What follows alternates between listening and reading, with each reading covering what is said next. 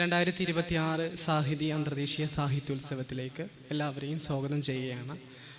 മലയാളിയുടെ വായനാ ലോകത്ത് ഏറ്റവും പ്രഗത്ഭരായിട്ടുള്ള 3 വ്യക്തിത്വങ്ങളാണ് നമ്മുടെ കൂടെയുള്ളത്. അംബികാസുധൻ മങ്ങാട് മലയാളികൾക്ക് പാരിസ്ഥിതികമായ പ്രശ്നങ്ങളെക്കുറിച്ച് ആലോചിക്കുന്ന സമയത്ത്, അല്ലെങ്കിൽ മനുഷ്യവികാരങ്ങളെ, മനുഷ്യ ദുഃഖങ്ങളെക്കുറിച്ച് ആലോചിക്കുന്ന സമയത്ത് അംബികാസുധൻ മങ്ങാട് മാഷിനെ ഒഴിച്ചു നിർത്താനായില്ല. മനുഷ്യവികാരങ്ങളെയും മനുഷ്യ ദുഃഖങ്ങളെയും ഇത്രയും സൂക്ഷ്മതയോടുകൂടി കൈകാര്യം ചെയ്ത ഒരു എഴുത്തുകാരൻ എന്ന നിലയിൽ മലയാളിയുടെ ഈ മലയാള സർവകലാശാലയുടെ ഈ സാഹിത്യത്തിലേക്ക് ഏറെ സ്നേഹത്തോടു കൂടിയിട്ട് സ്വാഗതം ചെയ്യുന്നു. മറ്റൊന്ന് നമ്മുടെ മാഷാണ്, ഈ സാഹിത്യരചനയിലെ ഗണേഷ് മാഷയെയും സ്നേഹത്തോടു കൂടി ഈ പരിപാടിയിലേക്ക് സ്വാഗതം ചെയ്യുന്നു. മറ്റൊന്ന് കമ്പാരിറ്റീവ് ഡിപ്പാർട്ട്മെൻറ്റിലെ കാലിക്കറ്റ് യൂണിവേഴ്സിറ്റിയിലെ ടീച്ചറായിട്ടുള്ള ശ്രീകല ടീച്ചറെ സ്നേഹത്തോടു കൂടി ഈ പരിപാടിയിലേക്ക് സ്വാഗതം ചെയ്യുന്നു. അംബികാസുധൻ മങ്ങാടിൽ തന്നെ നമുക്ക് ഈ സെക്ഷൻ ആരംഭിക്കാമെന്ന് കരുതുന്നു. നോവൽ എന്ന ഒരു സാഹിത്യ രൂപം പലപ്പോഴും വായനക്കാരെ അടുപ്പിക്കുന്നത് അതിൻ്റെ ഭാവനയിലൂടെയാണെങ്കിൽ എന്മകച്ച എന്ന് പറയുന്ന നോവൽ വളരെ റിയലിസ്റ്റിക് ആയിട്ടുള്ള ഒരു നോവലാണ്. മാഷ് തന്നെ പറയുന്നുണ്ട്, ഫിക്ഷൻ അവസാനിക്കിടത്തെന്നാണ് പലപ്പോഴും എന്മകച്ച എന്ന് പറയുന്നത് തുടങ്ങുന്നതെന്ന്. മാഷോട് എനിക്ക് ആദ്യ ചോദ്യം എന്ന നിലയിൽ തന്നെ ചോദിക്കാനുള്ളത്, പാരിസ്ഥിതികമായി മനുഷ്യരുണ്ടാക്കിയ ഒരു ഏകാന്തതയുടെ പരിസരത്ത് നിന്നുകൊണ്ട് എന്മകച്ച എന്ന നോവലിനെ കുറിച്ച് സംസാരിക്കാമോ എന്നാണ്.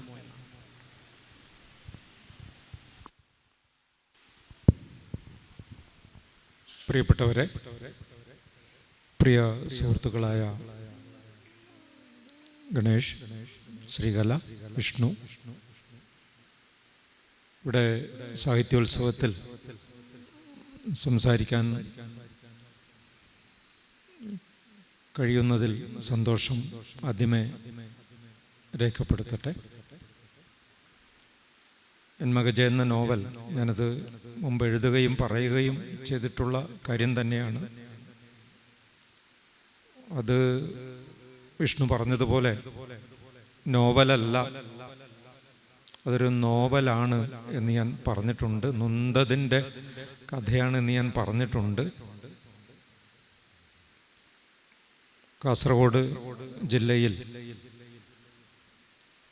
10-11 ഗ്രാമ തീര പ്രദേശങ്ങളിലല്ല, മലയോര ഗ്രാമങ്ങളിൽ എൻഡോസൾഫാൻ തളിച്ചതിൻ്റെ ഫലമായിട്ട് ഒരുപാട് ആളുകൾ കൊല്ലപ്പെടുകയും ഒരുപാട് കുഞ്ഞുങ്ങൾ കൊല്ലപ്പെടുകയും ഒരുപാട് കുട്ടികൾ അരജീവിതങ്ങളുമായിട്ട് മല്ലിടുകയും ചെയ്യുന്ന അനുഭവങ്ങളൊക്കെ നമുക്കറിയാം. അപ്പം അങ്ങനെയുള്ള പ്രദേശങ്ങളിലൂടെ സഞ്ചരിക്കുകയും സമരങ്ങൾ സംഘടിപ്പിക്കുകയും 1-2 അല്ല 100 കണക്കിന് സമരങ്ങളിൽ പങ്കെടുക്കുകയും സത്യാഗ്രഹങ്ങളിലും ഉപവാസ സമരങ്ങളിലുമൊക്കെ പങ്കെടുക്കുകയും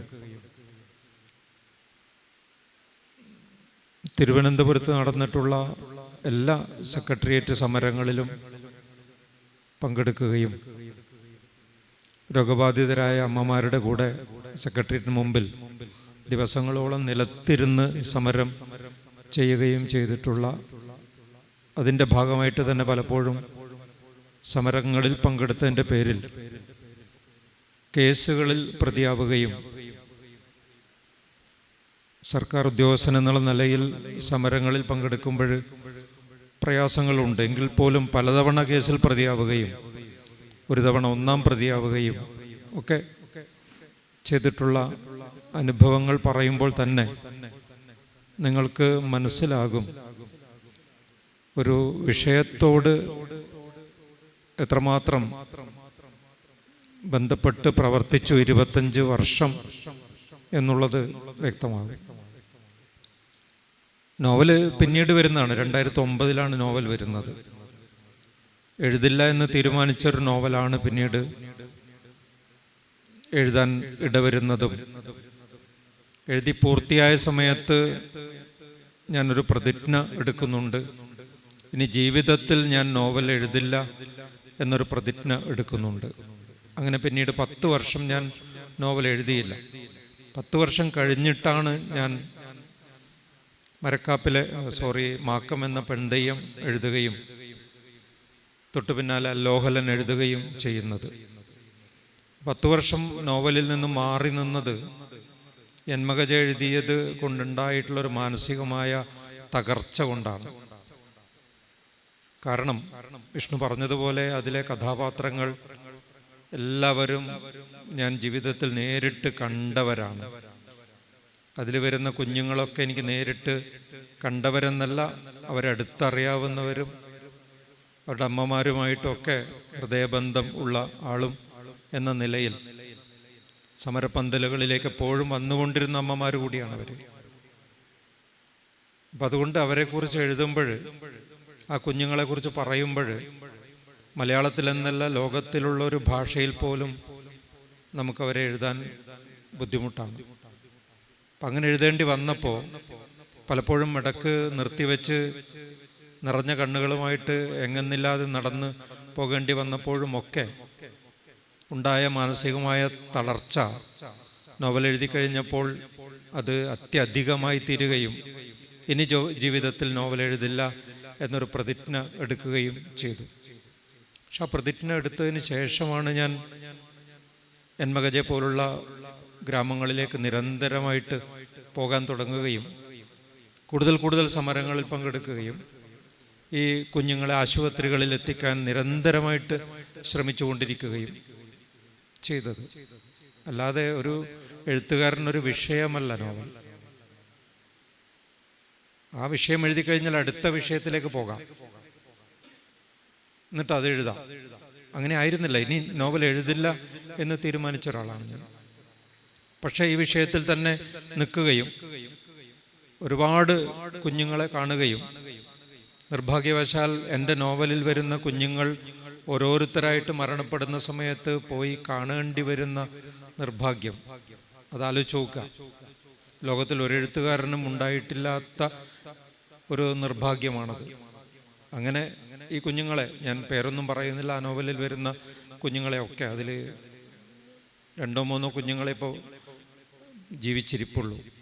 ഫാത്തിമയായിട്ട് വരുന്ന ആ കുട്ടിയും പിന്നെ ഒരു കിട്ടണ്ണ ഷെട്ടിയും, അങ്ങനെ 2-3 കുഞ്ഞുങ്ങൾ ഒഴിച്ച് ബാക്കിയുള്ള കുട്ടികളൊക്കെ മരണപ്പെട്ടു പോയി. ഇതൊക്കെ നോവലിന് എഴുതിയതിന് ശേഷം. ഒരു കുട്ടി നേരത്തെ മരണപ്പെട്ടിട്ടുണ്ട്, നോവൽ എഴുതുന്നതിന് മുമ്പ് തന്നെ മരണപ്പെട്ട കുട്ടിയാണ് അതിലെ പ്രധാന കഥാപാത്രമായിട്ട് വരുന്ന പരീക്ഷിത്ത് എന്ന പേരിൽ വരുന്ന കുട്ടി. ആ കുട്ടിയെ 2004 3 അവസാനം കണ്ടെത്തുന്നത് പോലും ഒരു പക്ഷേ അതിന് നിമിത്തമായത് ഞാനാണ് എന്ന് പറയാം. മാളത്തുംപാറ കോളനിയിൽ ഒരു സർവേ നടക്കുമ്പോൾ ആ സർവേയിൽ ഞാനും എൻ്റെ കോളേജിലെ കുറച്ച് കുട്ടികളും പോയിരുന്നു. അപ്പം ആ സർവേ നടക്കുന്ന സമയത്ത് ഒരു കുടിലിൻ്റെ മുമ്പിലെത്തിയ സമയത്ത് അവിടെ ഉള്ള ഒരു പരിസ്ഥിതി പ്രവർത്തകൻ എന്നോട് പതുക്കെ പറഞ്ഞു, ഈ കുടിലിൻ്റെ അകത്തൊരു കുട്ടിയുണ്ട് എന്നൊരു റൂമറുണ്ട്, പക്ഷേ ആരും കണ്ടിട്ടില്ല. അപ്പം ഞാൻ ചെറുപ്പക്കാരിയായ അമ്മയെ വിളിച്ചിട്ട്, ആ സ്ത്രീയെ വിളിച്ചിട്ട് കുട്ടി എവിടെയാണ് എന്ന് ചോദിച്ചു. പറഞ്ഞു ഇവിടെ കുട്ടിയൊന്നുമില്ല എന്ന് പറഞ്ഞു.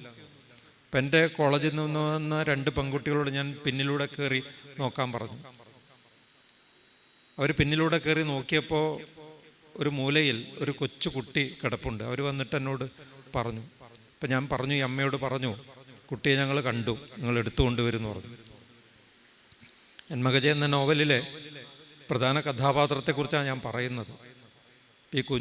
ഈ കുഞ്ഞിനെ എടുത്തിട്ട് ഈ അമ്മ പുറത്തേക്ക് വന്നു. കണ്ടാൽ ഒരു 3 മാസം തോന്നിക്കും, കൈയും കാലമൊക്കെ ഇങ്ങനെ പതുക്കെ അനക്കുന്നുണ്ട്, അത്രയേ ഉള്ളൂ. അപ്പം ഈ അമ്മയോട് ഞാൻ ചോദിച്ചു, എത്ര മാസമായി ശരിക്കും എന്ന് ചോദിച്ചു.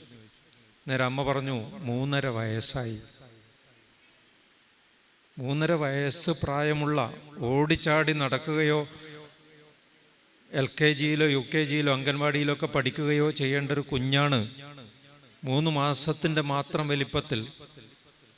എന്നെ ഞെട്ടിച്ചത് അതല്ല, ഈ കുഞ്ഞിൻ്റെ സന്ധികളിൽ മുഴുവൻ വ്രണങ്ങളാണ്, തൊണ്ട തുറന്നിട്ടില്ല, ഒരു സ്പൂണ് വെള്ളമാണ് കുടിക്കുന്നത്, ചെറിയൊരു ദ്വാരം മാത്രമേ തൊണ്ടയിലുള്ളൂ. എന്ന് മാത്രമല്ല, എന്നെ വല്ലാതാക്കിയത് ആ കുഞ്ഞിൻ്റെ മുടി മുഴുവൻ നരച്ചു പോയിരുന്നു. വാർദ്ധക്യത്തിൽ മാത്രം നരക്കേണ്ട മുടി അതിനെ വല്ലാതെ ആ ഒരു കാഴ്ചയാണ് എന്നെ സമരത്തിലേക്ക് എടുത്തെറിഞ്ഞത്. അതുവരെ പോയ സ്ഥലങ്ങളിലൊക്കെ പ്രസംഗിക്കുമെന്നുള്ളതല്ലാതെ ആ ഒരു ദൃശ്യമാണ് എന്നെ ഈ സമരങ്ങളിലേക്ക് എടുത്തെറിഞ്ഞത്. കാരണം രാഷ്ട്രീയ പ്രസ്ഥാനങ്ങൾ സമരങ്ങളോട് അങ്ങനെ ആഭിമുഖ്യം കാണിച്ചിട്ടില്ല എന്നുള്ളതിൻ്റെ ചരിത്രം പരിശോധിച്ചാൽ നിങ്ങൾക്ക് മനസ്സിലാവും. പക്ഷെ അതേസമയം ചില മുന്നേറ്റങ്ങളൊക്കെ ഉണ്ടായിട്ടുള്ള കാര്യങ്ങളൊക്കെ ഉണ്ട്. ഞാനത് ഒക്കെ എൻ്റെ ഒരു പുസ്തകത്തിൽ പറഞ്ഞിട്ടുണ്ട്. എൻഡോസൾഫാൻ നിലവിളികൾ അവസാനിക്കുന്നില്ല എന്ന പുസ്തകത്തിൽ കുറേ കാര്യങ്ങൾ പറയുന്നുണ്ട്. അതുകൊണ്ട് ഈ സമരം സംഘടിപ്പിക്കാനൊക്കെ ആളുകൾ കുറവായിരുന്നു. ഈ കുട്ടി കുറച്ച് മാസങ്ങൾ കഴിയുമ്പോഴത്തേക്ക് മരിക്കുന്നുണ്ട്.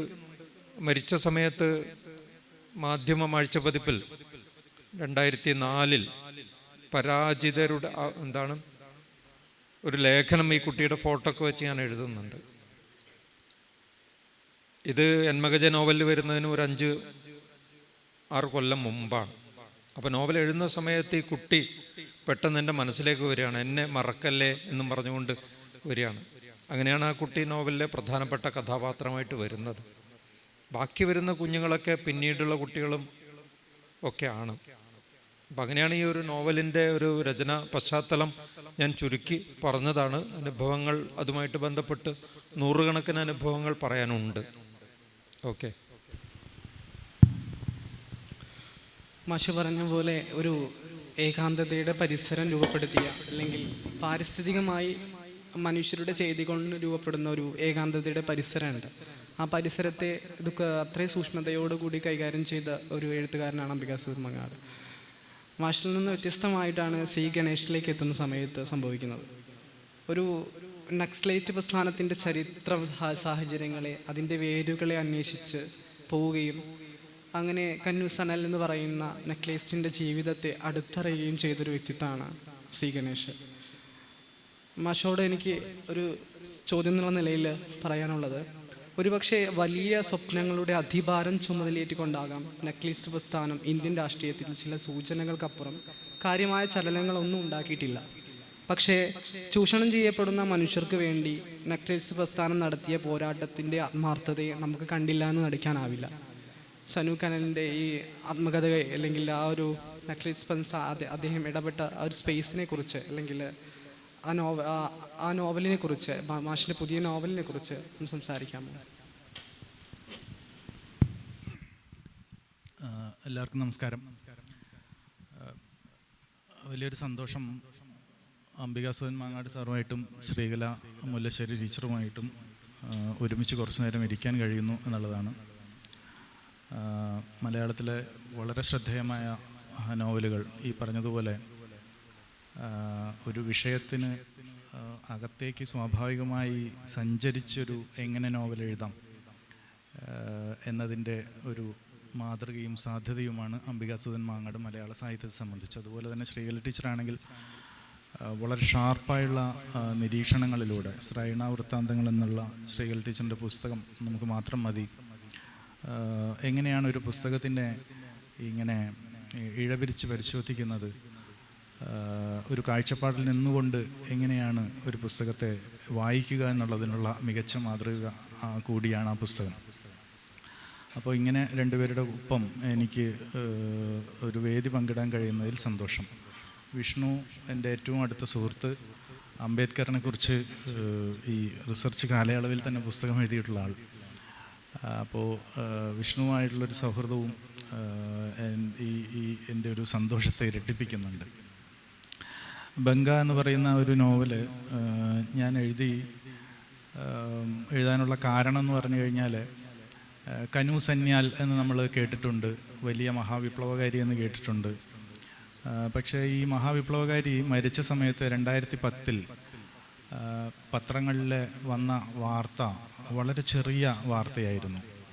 ഞാൻ വിചാരിച്ചത് ഇങ്ങനെ മഹാവിപ്ലവകാരികളെല്ലാം മൺമറയുന്ന സമയത്ത് അത് മലയാളത്തിലെ പത്രങ്ങളെങ്കിലും അതിൽ വലിയ ഒരു മുഖപ്രസംഗം എഴുതും, അല്ലെങ്കിൽ വലിയ ലേഖനങ്ങൾ വരും, ആഴ്ചപ്പതിപ്പുകൾ സ്പെഷ്യൽ പതിപ്പുകളായി ഇറങ്ങും എന്നൊക്കെ വിചാരിച്ചിരുന്നു. പക്ഷെ ഒന്നും ഉണ്ടായില്ല. വളരെ ചെറിയ 50 വാക്കിൽ താഴെയുള്ള ഒരു ചെറിയ വാർത്ത. സബ്ദല്ല ജോത്തയിലെ ഒരു കൂടാരത്തിൽ നക്സലൈറ്റ് പ്രസ്ഥാനത്തിൻ്റെ അമരക്കാരൻ കനു സന്യാൽ തൂങ്ങി മരിച്ച നിലയിൽ കാണപ്പെട്ടു എന്ന് മാത്രം വരുന്ന സംസ്കാരം അടുത്തടുത്ത് എവിടെയോ നടക്കും എന്ന് പറയുന്ന 2 വാചകങ്ങളിൽ ഒതുങ്ങിയ ഒരു വാർത്തയായിരുന്നു. ഞാൻ ആലോചിച്ചപ്പോൾ ഒരു മഹാവിപ്ലവകാരിയുടെ ജീവിതത്തെ ഇങ്ങനെയാണോ നമ്മുടെ ജേർണലിസ്റ്റുകൾ മനസ്സിലാക്കുന്നത് എന്ന ഒരു സംശയവും സന്ദേഹവും കൗതുകവും, എന്തുകൊണ്ട് ഇതൊരു ചെറിയ വാർത്തയായി ഒതുങ്ങിപ്പോകുന്നു എന്ന ഒരു സന്ദേഹമാണ് സത്യത്തിൽ ആ ജീവിതത്തെക്കുറിച്ച് കൂടുതൽ അറിയാൻ എന്നെ പ്രേരിപ്പിച്ചത്. നോവൽ എഴുതാൻ പറ്റുമെന്നുള്ള അമിതമായ ആത്മവിശ്വാസത്തിൻ്റെ പുറത്ത് ഞാൻ എഴുതി തുടങ്ങുകയും 2 ചാപ്റ്റർ എഴുതി കഴിഞ്ഞ ശേഷം അന്തം വിട്ടു നിൽക്കുകയും ചെയ്തു. കാരണം എഴുതുന്നത് ബംഗാളിനെ കുറിച്ചാണ്.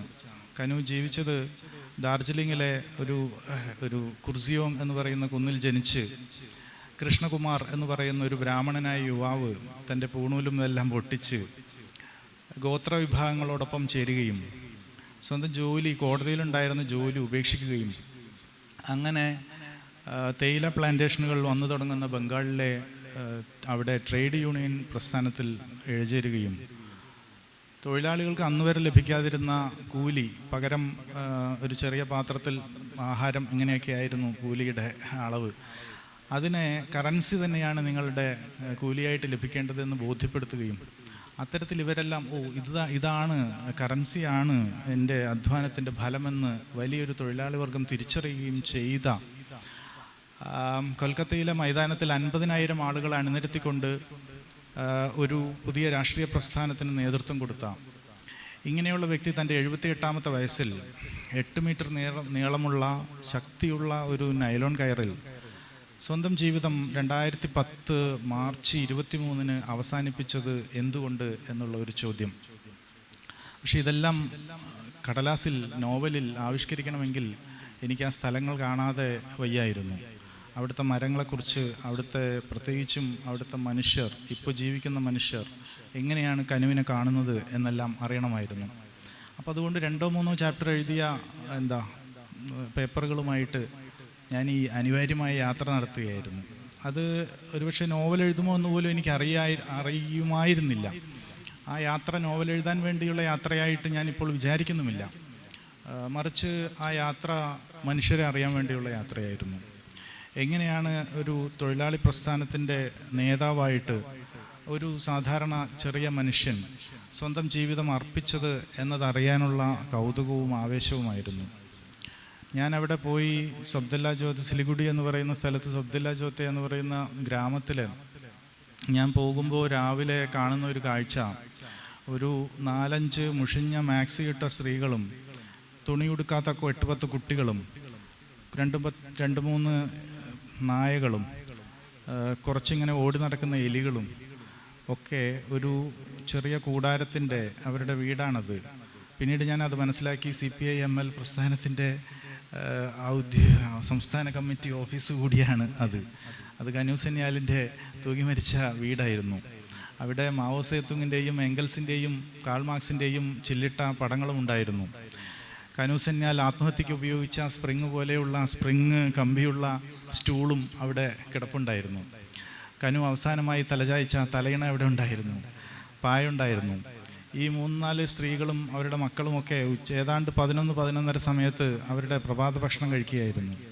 അവരുടെ പ്രഭാത ഭക്ഷണം എന്ന് പറയുന്നത് 2-3 തദ്ദേശീയമായ മത്സ്യം ചുട്ടതും, ഒരു മാങ്ങ അത് മാവിൽ നിന്ന് വീണ് പൊട്ടുമ്പോൾ ഒരു അവിഞ്ഞ മാങ്ങ ഉണ്ടല്ലോ, ആ മാങ്ങ മുറിച്ചതും സ്വല്പം ഉപ്പ് ചേർത്തതുമായിരുന്നു. അപ്പോൾ 2010 കനു മരിച്ചതിന് ശേഷം ഒരു 5-6 വർഷം കഴിഞ്ഞാണ് ഞാൻ പോകുന്നത്. ഇത് അവിടുത്തെ മനുഷ്യരെക്കുറിച്ച് സൂചന നൽകുന്നുണ്ട്. അപ്പോൾ ഞാൻ കനുവിൻ്റെ ജീവചരിത്രമായുള്ള ഓതറൈസ്ഡ് ഓട്ടോബയോഗ്രഫി ഉണ്ട്. ഒരു ഹിന്ദുസ്ഥാൻ ടൈംസിലുണ്ടായിരുന്ന ബൊപ്പാദിത്യ പോൾ എന്ന് പറയുന്ന ആൾ എഴുതിയിട്ടുള്ളൊരു പുസ്തകമാണത്. കനുവിനെക്കുറിച്ച് കനുവിൻ്റെ അടുത്ത് 121 തവണ സംസാരിച്ച് അഭിമുഖം നടത്തി എഴുതിയ ആത്മകഥയാണത്, ജീവചരിത്രമാണത്. അതാണ് ഏറ്റവും ഓതറൈസ്ഡ് എന്ന് പറയുന്ന ആത്മകഥ. കനു അതിന് തയ്യാറായിരുന്നില്ല അത് പ്രസിദ്ധീകരിക്കാൻ, പക്ഷേ ഒടുവിൽ അത് കനു സമ്മതിക്കേണ്ടി വന്നു. അങ്ങനെ ആണ് പുസ്തകം തന്നെ ഉണ്ടാവുന്നത്. അങ്ങനെ ഈ മനുഷ്യരെക്കുറിച്ചും അത് അവിടെ പോകുന്ന ഈ പ്രഭാത ഭക്ഷണത്തിന് നിൽക്കുന്ന ഈ ചുട്ട മീൻ കഴിക്കുന്ന മാങ്ങ മറ്റൊന്നും ഇല്ലാത്തത് കൊണ്ടാണല്ലോ ഇത് കഴിക്കുന്ന അവരിൽ നിന്നാണ് ഞാൻ ബംഗാളിലെ മറ്റ് മനുഷ്യരെക്കുറിച്ചും കനുവിന് ചുറ്റുമുള്ള മനുഷ്യരെക്കുറിച്ചും ആ ഒരു ലോകത്തെക്കുറിച്ചും അന്വേഷിക്കാൻ ശ്രമിച്ചത്. അങ്ങനെ ആദ്യ ഡ്രാഫ്റ്റ് കഴിഞ്ഞ ശേഷം വീണ്ടും തിരുത്തി അങ്ങനെ ഒരു 3-4 വർഷത്തെ ഒരു ജോലി കൊണ്ടാണ് ആ നോവൽ പൂർത്തീകരിച്ചത്. നോവൽ ഇപ്പോൾ ഇറങ്ങി 2 വർഷം കഴിഞ്ഞു, 3-ാം പതിപ്പിൽ എത്തി. കുറേ പേര്, ധാരാളം പേര് അത് വായിക്കുകയും ഒക്കെ ചെയ്തു. എനിക്ക് തോന്നുന്നത് മലയാളത്തിൽ ബംഗാളിനെ കുറിച്ചുള്ള പല നോവലുകൾ, തീർച്ചയായും ശ്രദ്ധേയമായ നോവലുകൾ വന്നിട്ടുണ്ട്. പക്ഷെ ബംഗാളിൻ്റെ ഗ്രാമത്തെ കൊണ്ടുവരുവാനാണ് ഞാൻ ഈ നോവലിൽ പ്രധാനമായിട്ടും ശ്രമിച്ചിട്ടുള്ളത്. പ്രത്യേകിച്ചും ക്ഷാമകാലത്തെ ബംഗാളിൻ്റെ ഗ്രാമം എങ്ങനെയായിരുന്നു തുടങ്ങിയ വിവരണങ്ങൾ. ഇത്രയും മതിയെന്ന് വിചാരിക്കുന്നു വിഷ്ണു.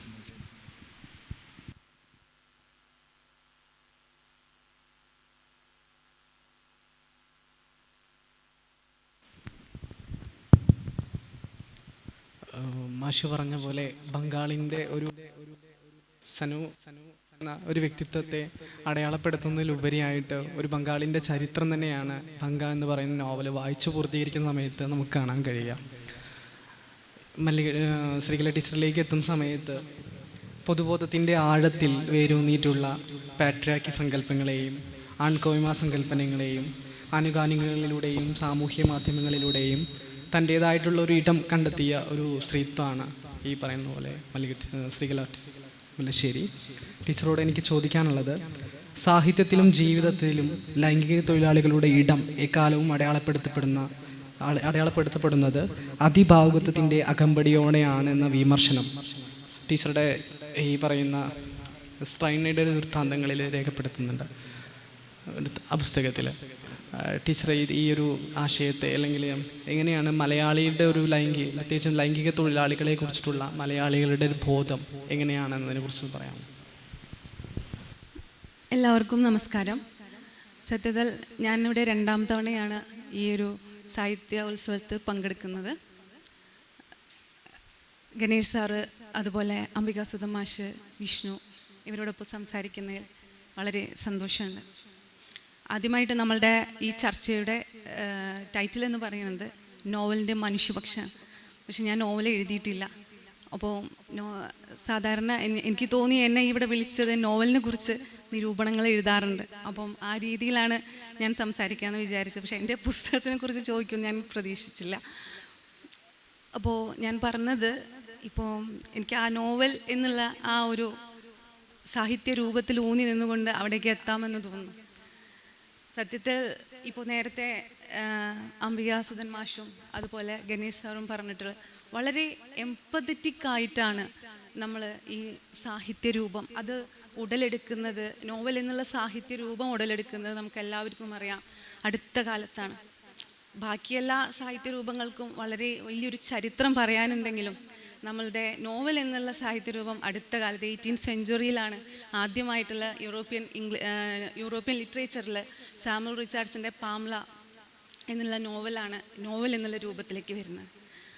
അത് കഴിഞ്ഞതിന് ശേഷം നമ്മൾ മലയാളത്തിലേക്ക് നോക്കിക്കഴിഞ്ഞാൽ ഇന്ദുലേഖ. അപ്പോൾ നമ്മളിങ്ങനെ നോവലിൻ്റെ ഒരു ചരിത്രം പരിശോധിക്കുകയാണെങ്കിൽ അതിൽ നമുക്കൊരു എംപതി എന്നുള്ളതാണ്, അനുതാപം എന്നുള്ള വികാരമാണ് ഏറെ മുന്നിട്ട് നിൽക്കുന്നത്. ഇപ്പോൾ നേരത്തെ അംബികാസുധൻ മാഷ് സംസാരിച്ചല്ലോ, എനിക്ക് അവിടെ പോയ സമയത്ത് ആ സ്ത്രീയുടെ ആ ജീവിതത്തിൻ്റെ ദൈന്യതയാണ് എന്നെ ടച്ച് ചെയ്തത്. അപ്പോൾ എനിക്ക് അതാണ് എന്നെ നോവലിലേക്ക് എത്തിച്ചത്. അതുപോലെ ഗണേഷ് മാഷ് പറഞ്ഞു, എന്നെ അവിടേക്ക് എത്തിച്ചത് ആ ഒരു ജീവിതത്തെ അപ്രസക്തമാക്കി, അത്രയും വിപ്ലവകരമായിട്ടുള്ള ഒരു ജീവിതത്തിനെ അപ്രസക്തമാക്കിയിട്ടുള്ള ഒരു സൊസൈറ്റീനോടുള്ള തൻ്റെ നീതിബോധം വർക്ക് ചെയ്തതാണ് ശരിക്കും പറഞ്ഞു കഴിഞ്ഞാൽ ഈ ബംഗ എന്നുള്ള നോവല്. അപ്പം അതിനിടയ്ക്ക് എന്നോട് ചോദിച്ച ചോദ്യം കൂടെ ഞാൻ കണക്ട് ചെയ്തിട്ട് പറയാം. ലൈംഗിക തൊഴിലാളിയുടെ ജീവിതം എനിക്ക് അത് എഴുതാനുള്ള കാരണം അതേ രീതിയിലൊരു എംപത്തി ആയിരുന്നു. ആ അനുതാപം എന്നുള്ള ആ ഒരു വികാരമാണ് നമ്മൾ മനുഷ്യരെ ചേർത്ത് നിർത്തുന്നത്. ഇപ്പോൾ നമ്മൾ എന്തൊക്കെയും ഡിസാസ്റ്ററിൽ കൂടെ, ദുരന്തത്തിൽ കൂടെ കടന്നു പോയാലും നമ്മളിപ്പോൾ നിലനിൽക്കുന്നുണ്ടെങ്കിൽ, അതിജീവിക്കുന്നുണ്ടെങ്കിൽ ആ എംപതിയാണ്.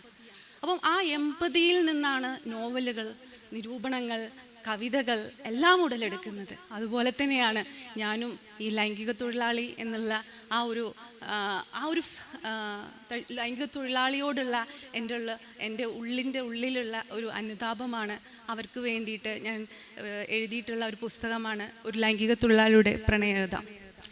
DC ബുക്സ് പ്രസിദ്ധീകരിച്ച് അത് തയ്യാറാക്കിയതാണ്. അപ്പം അതിലേക്ക് എത്തിച്ചതിൻ്റെ കാരണം നമ്മൾ ഗവേഷണം ചെയ്യുന്ന സമയത്ത് അതും നോവലിൽ നിന്നാണ്. അതായത് ടോൾസ്റ്റോയിൻ്റെ 3 നോവലുകളാണ് എൻ്റെ ഗവേഷണത്തിന് ആധാരമായിട്ടുള്ളത്. ഒന്ന് അന്ന കരനീന, ഒന്ന് വാർ ആൻഡ് പീസ്, ഒന്ന് റീസറക്ഷൻ. അപ്പോൾ റീസറക്ഷൻ എന്നുള്ള നോവലിൽ നമ്മൾ വായിക്കുന്ന സമയത്ത് അതൊരിക്കലും ലിയോ ടോൾസ്റ്റോയ് ഒരു പുരുഷാധികാര സമൂഹത്തിൻ്റെ ഒരു വക്താവായിട്ടാണ് അതിൽ കൂടെ ത്രൂ ഔട്ട് ആ നോവൽ പറയുന്നത്. അതിൽ ശരിക്കും പറഞ്ഞ ലൈംഗിക തൊഴിലാളിയായിട്ടുള്ള മാസ്ലോവിൻ്റെ ജീവിതമുണ്ട്, കത്യൂഷ മാസ്ലോവ. പക്ഷെ ഒരു തരത്തിലും അവരെ എവിടെയും ഒരു അനുതാപപൂർവം ടോൾസ്റ്റോയ് രേഖപ്പെടുത്തിയിട്ടില്ല. അത് നമ്മൾ വായിച്ചെടുക്കുക വേണ്ടത്.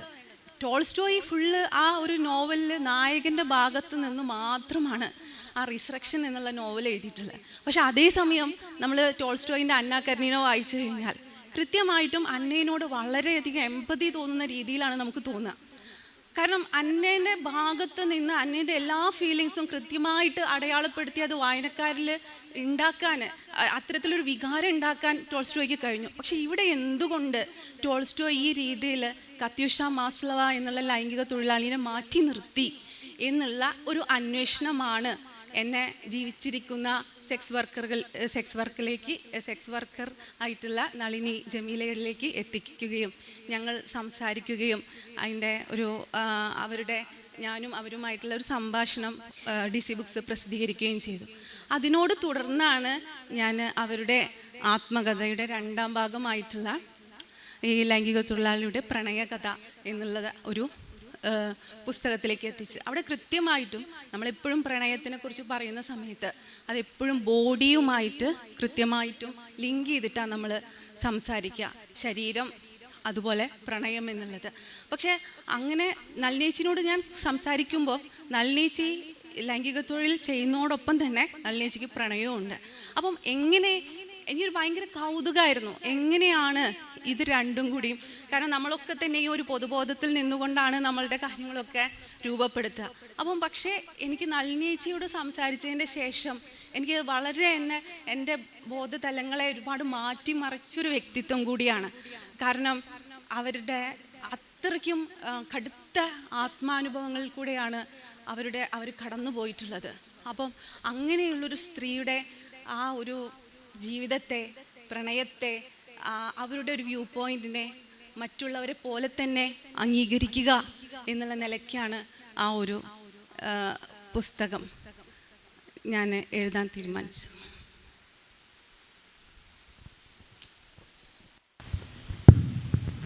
അംബികാസുധൻ മാഷിലേക്ക് വരികയാണ്. പ്രാദേശികമായിട്ടുള്ള ചരിത്ര നിർമ്മിതി സമൂഹത്തിൽ എത്രമാത്രം പ്രശസ്തമാണ് എന്നതാണ് മാഷോട് ചോദിക്കാനുള്ളത്. കാരണം മാഷിൻ്റെ ആദ്യ രചനയായ മരക്കാപ്പിലെ തെയ്യങ്ങൾ മുതൽ അല്ലോഹനൻ വരെയുള്ള നോവലുകൾ പ്രാദേശികമായിട്ടുള്ള മിത്തുകളെയും വാമൊഴി രൂപങ്ങളെയും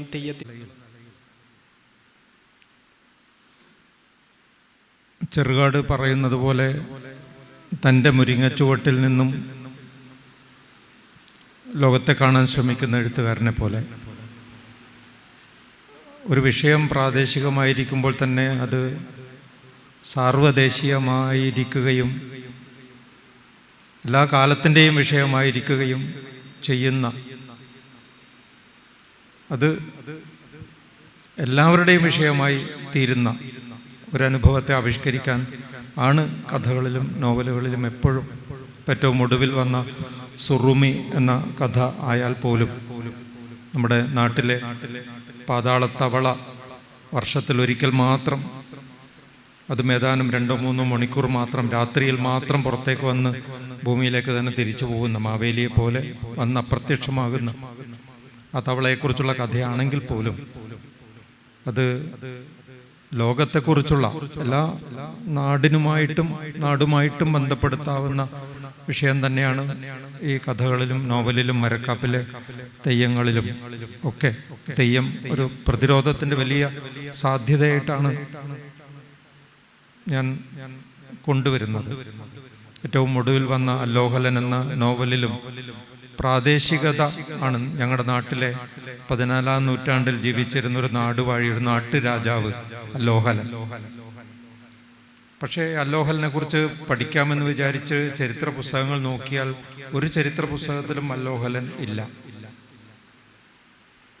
നമ്മൾ MA ക്കൊക്കെ പഠിക്കുമ്പോൾ ശ്രീധരമേനോൻ്റെ പുസ്തകം ഒക്കെയാണ് നമ്മൾ ഒരു ആധികാരികമായ ടെസ്റ്റായിട്ട് നമുക്ക് വേറെ അധികം കിട്ടാനില്ല. ചരിത്ര പുസ്തകങ്ങൾ ധാരാളമുണ്ട്. ഈ BA MA ഒക്കെ പഠിക്കുന്ന കാലത്ത് നമ്മുടെ കയ്യിൽ ആദ്യം വരുന്ന 2-3 പുസ്തകങ്ങളൊന്നും അതാണല്ലോ, ആ നിലക്ക് പറഞ്ഞാണ്. പക്ഷെ അതിൽ 450 പേജുള്ളതിൽ 1.5 പേജാണ് ഉത്തര കേരളത്തിലെ കോലത്തിരി അടക്കമുള്ള, ഏഴിമല അടക്കമുള്ള രാജാക്കന്മാർക്ക് നീക്കി വെച്ചിരിക്കുന്ന 1.5 പേജാണ്. അപ്പൊ പിന്നെ 1.5 പേജിൽ എന്തായാലും കാസർഗോഡ് വരില്ലല്ലോ. അപ്പൊ എനിക്ക് അല്ലോഹലിന് കിട്ടുന്നത് തെയ്യത്തിന്റെ തോറ്റത്തിൽ നിന്നാണ്. കൃത്യമായി പറഞ്ഞാൽ സ്വരൂപാചാരം എന്ന് പറയുന്ന തെയ്യം ഉരിയാടുന്ന തോറ്റത്തിൽ പോലും അല്ല, ഉരിയാട്ടമാണ് സ്വരൂപാചാരം. അതിൽ നിന്നാണ് കിട്ടുന്നത്. പക്ഷെ ആ കിട്ടുന്നതും നാട്ടുമൊഴികളിലും അല്ലോഹലൻ ദുഷ്ടനായ ഒരു കഥാപാത്രമാണ്, അസുരനാണ് എന്നാണ് പഴയ പ്രായമുള്ള സ്ത്രീകളൊക്കെ അല്ലോഹലിനെ കുറിച്ച് പറയുന്നത്. പക്ഷെ എൻ്റെ നോവലിൽ അങ്ങനെയല്ല, നേരെ തിരിച്ചിടുകയാണ്. മാർത്താണ്ഡവർമ്മ എന്ന ഒരു നോവൽ എല്ലാ നിലയിലും മലയാളത്തിലെ ഗംഭീരമായ നോവലാണ് എന്ന് നമുക്കറിയാം, ഒരു സംശയവും നമുക്കില്ല. പക്ഷേ ആ നോവൽ ഇറങ്ങിയ സമയത്ത് തന്നെ ഉണ്ടായ ആദ്യത്തെ നിരൂപണം CP അച്യുതമേനോന്റെ വിദ്യാവിനോദിനിയിൽ എഴുതിയ നിരൂപണമാണ്. ആ നിരൂപണത്തിൽ മാർത്താണ്ഡവർമ്മയുടെ ഗുണങ്ങളൊക്കെ പറഞ്ഞിട്ട് CP പറയുന്നൊരു കാര്യമുണ്ട്. ഈ നോവലിന് വലിയൊരു ന്യൂനതയുണ്ട്. അത് മാർത്താണ്ഡവർമ്മ എന്ന ഒരു രാജാവിനെ ആദർശവൽക്കരിക്കാൻ, അനാവശ്യമായിട്ട് ആദർശവൽക്കരിക്കാൻ ശ്രമിച്ചു എന്നുള്ളതാണ്. മാർത്താണ്ഡവർമ്മയുടെ ചരിത്രം പരിശോധിക്കുന്ന ആർക്കും മനസ്സിലാവുന്ന ഒരു കാര്യം, മാർത്താണ്ഡവർമ്മ അതിക്രൂരനായ ഒരു ഭരണാധികാരിയാണ്. ഒരു നിലയ്ക്കും നമുക്കറിയാം, നിലവറകളിലൊക്കെ, B നിലവറകളിലും മറ്റു നിലവറകളിലുമൊക്കെ സൂക്ഷിച്ചിരിക്കുന്ന കൊടാനുകോടിയുടെ ആഭരണങ്ങൾ, സ്വർണ്ണ വജ്ര ആഭരണങ്ങളിലെല്ലാം രക്തം, മനുഷ്യന്റെ രക്തം പുരണ്ടിട്ടുണ്ട്. അപ്പം അങ്ങനെ ഉള്ളൊരു രാജാവിനെയാണ് CV രാമൻപിള്ള ആദർശവൽക്കരിച്ചത്. അത് ചരിത്രത്തിന് വിരുദ്ധമായിട്ടാണ്. അങ്ങനെയെങ്കിൽ എനിക്ക് നാട്ടുകഥകളിൽ ദുഷ്ടനായിട്ട് പറയുന്ന അല്ലോഹലനെ തിരിച്ചവതരിപ്പിക്കാനുള്ള സാഹചര്യമുണ്ട്. പക്ഷെ അതുകൊണ്ടല്ല, എനിക്ക് കൃത്യമായ യുക്തികളുണ്ട്, എൻ്റെ തെളിവുകളുണ്ട്. ആ തെളിവുകൾ റിസർച്ച് ചെയ്ത് കണ്ടെത്തുകയും അങ്ങനെ കൃത്യമായൊരു ബദൽ ചരിത്രം, യഥാർത്ഥമായ ചരിത്രം, മൂടിവെക്കപ്പെട്ട ചരിത്രം. കാരണം ചരിത്രം ഉണ്ടാകുന്നത് എപ്പോഴും മേലാളന്റെ ഭാഗത്ത് നിന്നാണ്, സവർണപക്ഷത്ത് നിന്നാണ്, അധികാരപക്ഷത്ത് നിന്നാണ് പഴയകാലത്ത് എപ്പോഴും ചരിത്രങ്ങൾ രൂപപ്പെട്ടിട്ടുള്ളത് എന്ന് നമുക്ക് എല്ലാവർക്കും അറിയാവുന്ന കാര്യമാണ്. അതിന് ബദലായിട്ട് ഒരു കീഴാളന്റെ ചരിത്രമുണ്ട് എന്നും അത് പ്രകൃതിയുടെയും സ്ത്രീയുടെയും കൂടെ നിൽക്കുന്ന ഒരു ചരിത്രമാണ് എന്നും കണ്ടെത്തുക എളുപ്പമല്ല. അത് നമുക്ക് നിരന്തരമായ അന്വേഷണം നടത്തേണ്ടി വരും. അങ്ങനെ ഒരു വലിയ റിസർച്ച് ചെയ്തിട്ടാണ് അല്ലോഹലൻ എന്ന് പറയുന്ന ഒരു പുസ്തകം ഞാൻ എഴുതുന്നത്. അപ്പൊ അല്ലോഹലന്റെ 14-ാം നൂറ്റാണ്ടിലൊരു കഥ എഴുതുമ്പോൾ അതിന് പ്രസക്തിയില്ല. അങ്ങനെയുള്ള രാജാക്കന്മാരുടെ കഥ ഇന്ന് എഴുതിയിട്ട് എന്താണ് പ്രസക്തി? അവിടെയാണ് ഞാൻ പറയാൻ ഉദ്ദേശിച്ചത്. നോവൽ വായിച്ചിട്ടുള്ളവർക്കറിയാം, ആ നോവൽ ഇന്നും പ്രസക്തമായിരിക്കുന്നത് ജാതി എന്ന ഒരു വിഷയം വരുന്നത് കൊണ്ടാണ്. കാരണം സ്ഥൂലതലത്തിൽ നമ്മൾ ജാതിയെ നിർമ്മാർജ്ജനം ചെയ്യാൻ ശ്രമിക്കുകയും പുരോഗമന പ്രസ്ഥാനങ്ങളും ദേശീയ പ്രസ്ഥാനവും നമ്മുടെ നാടകാദി കലാ മുന്നേറ്റങ്ങളുമൊക്കെ ജാതിയെ സ്ഥൂലതലത്തിൽ നിർമ്മാർജ്ജനം ചെയ്തിട്ടുണ്ട്. നമുക്ക് ഒരേ ചായപ്പിടികയിൽ കയറിയിട്ട് ഒന്നിച്ചിരുന്ന് ചായ കുടിക്കാനും ഒരു വീട്ടിലിരുന്ന് എല്ലാവർക്കും പല ജാതിയിലും മതത്തിലും പെട്ട ആളുകൾക്കൊക്കെ ഭക്ഷണം കഴിക്കാനും ഒരുമിച്ച് കിടന്നുറങ്ങാനൊക്കെ പറ്റുന്നുണ്ട്. സ്ഥൂലതലത്തിൽ ജാതിയെ നമ്മൾ നിർമ്മാർജ്ജനം ചെയ്തിട്ടുണ്ടെങ്കിലും സൂക്ഷ്മതലത്തിൽ ജാതി, പന്തിഭോജനം എന്ന ഒരു കഥ നിങ്ങൾ ഓർമ്മിക്കുക, അല്ലെങ്കിൽ മലയാളത്തിലുണ്ടായിട്ടുള്ള ധാരാളം രചനകൾ ഓർമ്മിക്കുക. രാമനുണ്ണിയും ജാതി അല്ലെ ചോദിക്കരുത് എന്ന് പറയുന്നൊരു കഥ, രാമനുണ്ണിയുടെ കഥയുണ്ട്. ധാരാളം രചനകൾ ഉണ്ടായിട്ടുണ്ട്. അപ്പോൾ ജാതി സൂക്ഷ്മതലത്തിൽ അതിൻ്റെ എല്ലാ നൃശംസതകളോടും കൂടിയിട്ട് ഭണം വിരിച്ച് നിൽപ്പുണ്ട്. ഒരു വീട്ടിൽ കല്യാണത്തിൻ്റെ ആലോചന വരുമ്പോൾ, ഒരു വീട്ടിലൊരു മരണം നടന്നാൽ, തെരഞ്ഞെടുപ്പ് വരുമ്പോഴും എല്ലാം ജാതിയല്ലേ അതിൻ്റെ വിശ്വരൂപം കാണിക്കുന്നത്? അല്ലെന്ന് പറയാൻ ആർക്കും പറ്റില്ല. അപ്പം അങ്ങനെ സ്ഥൂലതലത്തിൽ നിന്ന് നമ്മൾ നിർമ്മാർജ്ജനം ചെയ്യാൻ ശ്രമിച്ചുവെങ്കിലും സൂക്ഷ്മതലത്തിൽ ജാതി അതിൻ്റെ എല്ലാ പ്രഭാവത്തോടും കൂടി നിലനിൽക്കുന്നതിനെ ചൂണ്ടിക്കാണിക്കുകയും പോസ്റ്റ്മോർട്ടം ചെയ്യുകയും ചെയ്യുക എന്നുള്ളൊരു ലക്ഷ്യം ഉള്ളത് കൊണ്ടാണ് അല്ലോഹലൻ എന്ന ഒരു കഥ ഞാൻ എഴുതാൻ വേണ്ടിയിട്ട് ശ്രമിച്ചത്. അത് വിജയിക്കുന്നുണ്ടോ എന്നുള്ളത് വായനക്കാർ മാത്രം തീരുമാനിക്കേണ്ട കാര്യമാണ്. പക്ഷെ ഞാൻ എഴുതാൻ ശ്രമിച്ചത് അങ്ങനെ ഒരു കാര്യമാണ്.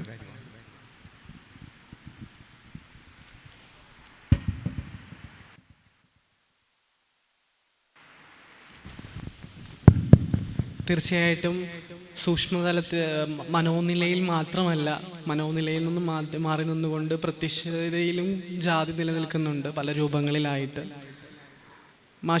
ഗണേഷ് മാഷിലേക്ക് എത്തുന്ന സമയത്ത് ആരും വിപ്ലവകാരിയായി ജനിക്കുന്നതല്ല. സമൂഹം പലതരത്തിൽ ഒരു മനുഷ്യനെ വിപ്ലവകാരിയാക്കി തീർക്കുകയാണ് ചെയ്യുന്നത്. അങ്ങനെ രൂപപ്പെടുത്തുന്ന ഒരു സാമൂഹിക പരിസരത്തെക്കുറിച്ച് മാഷിന് എന്താണ് പറയാനുള്ളത്? വിഷ്ണുവിൻ്റെ കടുപ്പമുള്ള ചോദ്യമാണ്. നോവൽ എന്ന് പറയുന്ന സാഹിത്യ രൂപം എനിക്ക് നോവലെന്ന് മാത്രമല്ല, ഫിക്ഷൻ എന്ന് പറയുമ്പോൾ ഇപ്പോൾ ശ്രീകല പറഞ്ഞതിനെ ഇവിടുത്തെ സംസാരവുമായി എന്നെ കണക്ട് ചെയ്യാണ്, ബന്ധിപ്പിക്കുകയാണ്. അപ്പോൾ എനിക്ക് തോന്നുന്നത് ഫിക്ഷൻ എന്ന് പറയുന്നത് ഒരു നമുക്ക് ഈ സാഹിത്യം എന്ന് പറയുന്നത് ഈ ഒരു ഭാഷാലീലയാണ്, അല്ലെങ്കിൽ ഒരു ടൈപ്പ് ഓഫ് ഉള്ള പ്ലേ ആണ് എന്ന് പറയാറുണ്ടല്ലോ. സാഹിത്യം എന്ന് പറയുന്നത് വാക്കുകൾ കൊണ്ട്, വാക്യങ്ങൾ കൊണ്ട്, ഭാവന കൊണ്ടൊക്കെയുള്ളൊരു പ്ലേ ആണ്, കളിയാണെന്ന് പറയാറുണ്ടല്ലോ. അപ്പോൾ ഇത് കളിയല്ല എന്ന് പറയുന്ന, സാഹിത്യം കളിയല്ല, അതിനങ്ങനെ കളി എന്നൊന്നും പറയാൻ കഴിയില്ല എന്ന് പറയുന്ന ഒരു ശുദ്ധിവാദത്തിൻ്റെ ഒരു വാദം സാഹിത്യത്തെക്കുറിച്ചുണ്ട്, ഫിക്ഷനെക്കുറിച്ച് ഉണ്ട്. എനിക്ക് തോന്നുന്നത് ഇപ്പോൾ ഇവിടെ രണ്ടുപേരും സംസാരിച്ചതിൻ്റെ ഒരു വെളിച്ചത്തിൽ നമുക്ക് സാഹിത്യത്തെ കുറച്ചുകൂടി നിർവചനത്തെ തെളിച്ചെടുത്താൽ അത് it's A play off empathy എന്ന് നമുക്ക് ഫിക്ഷനെ കുറിച്ച് പറയാൻ പറ്റും എന്ന് തോന്നുന്നു. അല്ലെങ്കിൽ അതാണ് ഒരു കുറച്ചുകൂടി റിയാലിറ്റിയോട് അടുത്തുള്ള സാഹിത്യത്തിൻ്റെ നിർവചനം എന്ന് തോന്നുന്നു. നോവലിസ്റ്റുകളെ പറ്റി എനിക്ക് തോന്നിയിട്ടുള്ളത് ഒരു തലയമ്പൻ എന്ന് പറയുന്ന ഒരു ചിത്രശലഭമുണ്ട്. ഈ തലയമ്പൻ്റെ ചിത്രം നമ്മൾ ഗൂഗിളിൽ അടിച്ചു നോക്കിക്കഴിഞ്ഞാൽ അറിയാൻ പറ്റും. അതിൻ്റെ നെഞ്ചിൻ്റെ ഭാഗത്ത്, ചിത്രശലഭത്തിൻ്റെ ഏതാണ്ട് നെഞ്ചിൻ്റെ ഭാഗത്ത് ഒരു മനുഷ്യൻ്റെ തലയോട്ടിയുടെ, അല്ലെങ്കിൽ മനുഷ്യൻ്റെ ഒരു തലയും അതിൻ്റെ രൂപവും ഉള്ള ഒരു സിമ്പല് അവിടെ കാണാൻ പറ്റും. ഈ തലയമ്പൻ എന്നുള്ള ഈ ചിത്രശലഭത്തെ ഒരു പ്രത്യേകത, ഇവൻ എന്ത് ചെയ്യുന്നു വെച്ച് കഴിഞ്ഞാൽ ഇയാൾ തേനീച്ച കൂടുകളിലേക്ക് പോവും. രാത്രി തേനുള്ള തേനീച്ച കൂടുകളിലേക്ക് പോകും. ആ പോകുന്ന സമയത്ത് ഇയാളുടെ രൂപവും ഭാവവുമെല്ലാം തേനീച്ചയുടേതായിട്ട് മാറും, നിറം ഇങ്ങനെയുള്ളത് മാറും. മാത്രവുമല്ല, തേനിൻ്റെ ഒരു മണം ഈ ശരീരത്തിൽ നിന്ന് വരും, ഈ പൂമ്പാറ്റയുടെ ശരീരത്തിൽ നിന്ന് വരും. അങ്ങനെ ഇത് തേനീച്ചയുടെ കൂടിനകത്തേക്ക് ഒരു തേനീച്ചയായി പ്രവേശിക്കുകയും തേൻ അവിടുന്ന് മോഷ്ടിച്ചെടുക്കുകയും എന്നിട്ട് പുറത്തു വരികയും ചെയ്യും. ഇത്തരത്തിൽ എനിക്ക് തോന്നുന്നത് അതുകൊണ്ട് ഇതിനെ ഹണി റോബേഴ്സ് അങ്ങനെ എന്തൊക്കെയോ പേരുകളും ഇതിനുണ്ട്, ബി റോബേഴ്സ് അങ്ങനെയൊക്കെ പേരുകൾ ഈ ചിത്രശലഭത്തിനുണ്ട്. എനിക്ക് തോന്നുന്നത് നോവലിസ്റ്റ് അത്തരത്തിൽ ഒരു സമൂഹത്തിൻ്റെ അകത്തേക്ക് വളരെ എംപതറ്റിക്കലായി പ്രവേശിച്ച് അതിൽ നിന്ന് മുങ്ങി നിവർന്ന് വരുന്ന ഒരാളാണ് നോവലിസ്റ്റ് എന്ന് നമുക്ക് പറയാമെന്ന് തോന്നുന്നു. ഇവിടെ വിഷ്ണു ചോദിച്ച ഒരു ചോദ്യം, ഈ മഹാവിപ്ലവ കാലത്തെ എങ്ങനെയാണ് ഒരു നോവലിസ്റ്റ് അടയാളപ്പെടുത്തുക, കാരണം അതില്ലാത്ത ഒരു കാലത്ത് നിന്നുകൊണ്ട് എന്നുള്ളതാണ്. എനിക്ക് ഒറ്റ ഇതേ ഉള്ളൂ. ഞാൻ അവിടെ ബംഗാളിൽ പോയിട്ട് കനു സന്യാലിനൊപ്പം പ്രവർത്തിച്ച ഇപ്പോൾ 80 വയസ്സിലധികമുള്ള ശാന്തി മുണ്ട എന്ന് പറയുന്ന ഒരു വിപ്ലവകാരിയുമായി സംസാരിച്ചു. അവർ മഹാവിപ്ലവം വരുമെന്ന് വിചാരിച്ച് നക്സലൈറ്റ് പ്രസ്ഥാനത്തിൽ അമരക്കാരിലുണ്ടായിരുന്ന വനിതകളിലെ അപൂർവം പേരിൽ ഒരാളാണ്. അപ്പോൾ അവർ പറഞ്ഞ ഒരു മറുപടിയാണ്. അവരെ ഞാൻ കാണാൻ വേണ്ടി നിന്നത് അവരെ വീട്ടിലൊന്നുമല്ല, അവരെ ഒരു മൈതാനത്തിലുണ്ടാവും എന്ന് പറഞ്ഞു. അപ്പോൾ മൈതാനത്തിൽ പോയിട്ട് നിന്നു. ഈ വഴിക്ക് അവർ വരുമെന്ന് പറഞ്ഞു. അപ്പോൾ കുറേ നേരം നിന്നു, 2-2.5 മണിക്കൂർ മൈതാനത്തിൽ ഞാൻ ഇങ്ങനെ കുത്തിയിരുന്നപ്പോൾ അവരിങ്ങനെ വന്നു. അവർ വന്നത് ഒരു 5-6 കന്നുകാലികളുമായിട്ടാണ്. ചെറിയൊരു വടിയുമുണ്ട് കയ്യിൽ. ഈ മഹാവിപ്ലവകാരി അവിടെ ഇപ്പോൾ ജീവിക്കുന്നത് ഈ കന്നുകാലികളെ കൊണ്ടാണ്. എന്നിട്ട് അവർ ഈ കന്നുകാലികളോട് വീട്ടിലേക്ക് പോയിക്കൊള്ളാൻ പറഞ്ഞ് കന്നുകാലികൾ വളരെ വരിവരിയായിട്ട് വീട്ടിലേക്ക് പോവുകയും അവർ അവിടെ പുല്ലിലിരുന്ന് എന്നോട് ഈ മഹാവിപ്ലവത്തെക്കുറിച്ച് സംസാരിക്കുകയും ചെയ്തു. അപ്പോൾ ഞാൻ അവരോട് ചോദിച്ചു, നിങ്ങളിപ്പോഴും വിശ്വസിക്കുന്നുണ്ടോ ഈ വിപ്ലവം സംഭവിക്കും എന്ന്? അവർ പറഞ്ഞ ജറൂർ ആയേഗ എന്നാണ്. തീർച്ചയായും ഈ വിപ്ലവം സംഭവിക്കും എന്നുള്ളതാണ്. അതല്ലാത്ത ആളുകൾ മുഴുവൻ അപ്പം ഞാൻ ചോദിച്ചു, ഇത് ഒരു യഥാർത്ഥ വിപ്ലവത്തെ കാക്ഷിക്കുന്നവരല്ലാത്ത ഒരു പറ്റം കപടനാട്യക്കാരല്ലേ ഈ നിങ്ങൾക്ക് ചുറ്റുമുള്ളത് എന്ന് പറഞ്ഞു. അപ്പോൾ അവർ പറഞ്ഞു, എൻ്റെ അടുത്ത വീട്ടിൽ പോലും അവരാണ് ഉള്ളത്, പക്ഷേ ഞാൻ വിശ്വസിക്കുന്നു വിപ്ലവം തീർച്ചയായും വരുന്നു. അപ്പോൾ ഇവരുടെയൊക്കെ ഒരു വലിയ ഡെഡിക്കേഷനും അതിന് പിന്നിലുള്ള വലിയ നിശ്ചയദാർഢ്യവും അത് തന്നെയാണ് അവരുടെ മാതൃക, അല്ലെങ്കിൽ അവർ കാണിച്ച ഒരു വഴി എന്ന് ഞാൻ വിചാരിക്കും. ടീച്ചറിലേക്ക് പോവുകയാണ്. ജീവിതം മുഴുവൻ കരഞ്ഞും നിലവിളിച്ചും ചിരിച്ചും കലഹിച്ചും ഭ്രാന്തമായി ടോൾസ്റ്റോയെ പ്രണയിച്ച, അല്ലെങ്കിൽ ടോൾസ്റ്റോയുടെ മരണത്തിനടക്കം കാരണക്കാരിയായി മുദ്രകെട്ടപ്പെട്ടിട്ടുള്ള സോഫിയയെ കുറിച്ചിട്ട് ടീച്ചർക്ക് എന്താണ് പറയാനുള്ളത്? അതെ, ഈ ടോൾസ്റ്റോയുടെ നോവലുകളൊക്കെ എടുത്ത്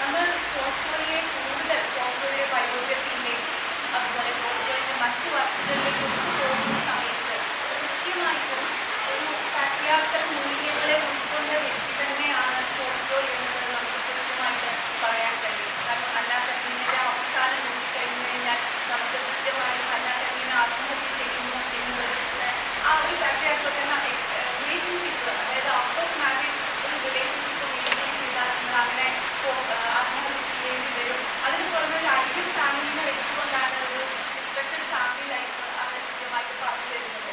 അപ്പോൾ അങ്ങനെയുള്ള ഒരു കോൺസെപ്റ്റിലാണ് അന്നാ കരീന, അതേപോലെ നേരത്തെ ഞാൻ സംസാരിച്ച റിസറക്ഷൻ ഒക്കെ മുന്നോട്ട് വയ്ക്കുന്നത്. അപ്പോൾ കൂടുതൽ എന്തുകൊണ്ടാണ് ഈ ഒരു പാട്രിയാർക്കൽ, കാരണം നമുക്ക് അവിടെ കുറ്റം പറയാൻ പറ്റില്ല. കാരണം ഒരു പാട്രിയാർക്കൽ വ്യവസ്ഥയുടെ ഭാഗമായി നിൽക്കുന്ന ആൾക്ക് അത്തരത്തിലുള്ള മൂല്യങ്ങളെ സ്വാംശീകരിച്ച വ്യക്തി എന്നുള്ള നിലയിൽ അത്തരത്തിലുള്ള എലമെന്റുകൾ നമുക്ക് കാണാൻ കഴിയും. പക്ഷെ നമുക്കിവിടെ കാണാൻ പറ്റുന്നത് അദ്ദേഹത്തിന്റെ ജീവചരിത്രത്തിലേക്ക് പോയ സമയത്ത് എനിക്ക് വളരെ ഒരു പ്രത്യേകത തോന്നിയത് അവിടെ സോഫിയ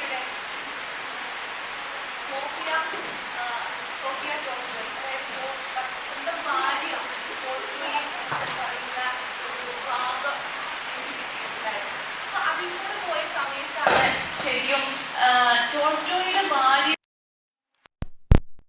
വർക്കുകൾ എഴുതിയിട്ടുണ്ട്.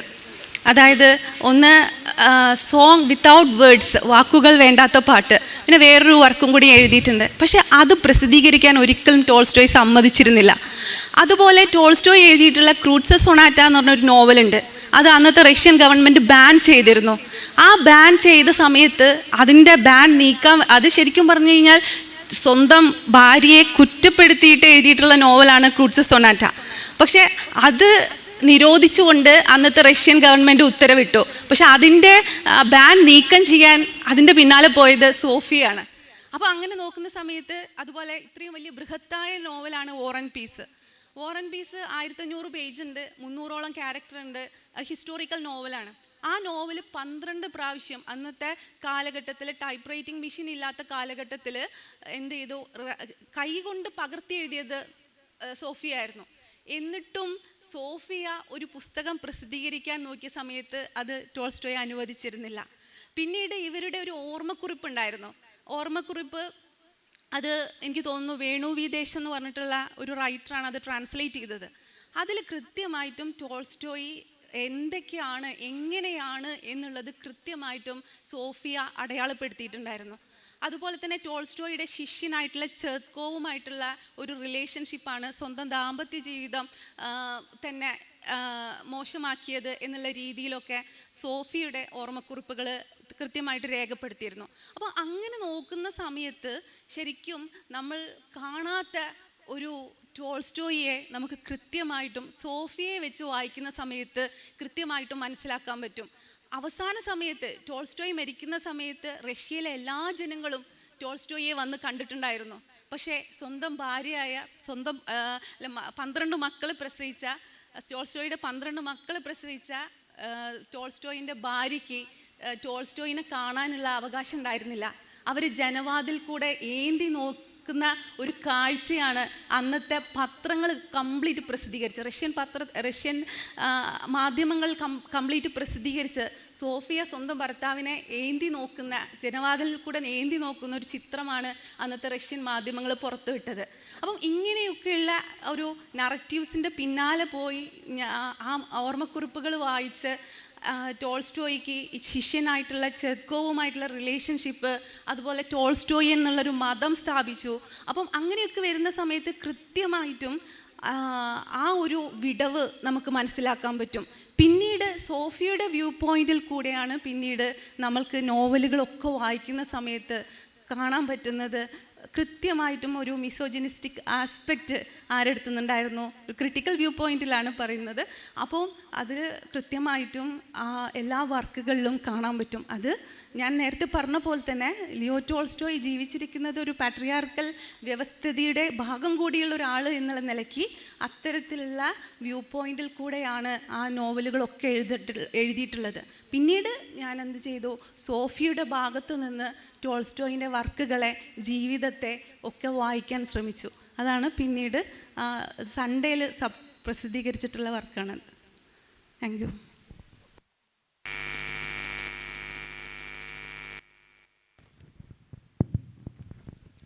അംബികാസുധമങ്ങളിലേക്ക് വരികയാണ്. നോവലിലെ കഥാപാത്രങ്ങളെ തെയ്യങ്ങളുമായി പാരസ്പര്യപ്പെടുത്തുന്ന ഒരു ആഖ്യാന തന്ത്രം അല്ലോഹ്ലൻ മുതലുള്ള ഇപ്പം നിൽക്കുന്ന നോവലുകളിൽ കാണാൻ കഴിയുന്നുണ്ട്. ഇപ്പോൾ അല്ലോഹ്ലയിൽ ഒരു സന്ദർഭത്തിൽ പറയുന്നുണ്ട്, അതിൽ വഴിയിലുള്ള പല ജാതി പെണ്ണുങ്ങൾ മുലയൂട്ടിയ പൊന്നിത്തെയ്യത്തെക്കുറിച്ചും നിശബ്ദമായി നിന്നുകൊണ്ടുള്ള മണവാളൻ മണവാട്ടി തെയ്യത്തെക്കുറിച്ചും അതുപോലെ കുട്ടിച്ചാത്തൻ തെയ്യത്തെക്കുറിച്ചും മാഷക്ക് പറയാം.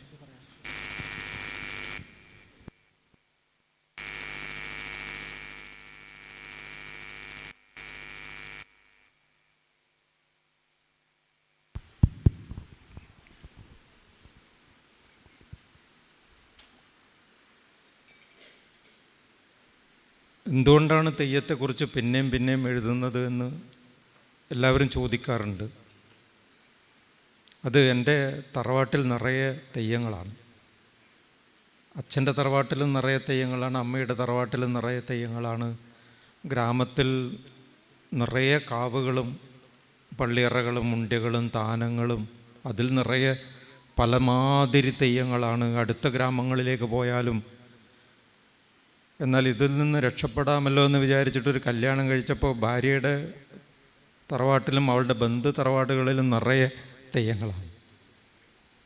പിന്നെ ഞാനെങ്ങനെ തെയ്യത്തെക്കുറിച്ച് എഴുതാതിരിക്കും?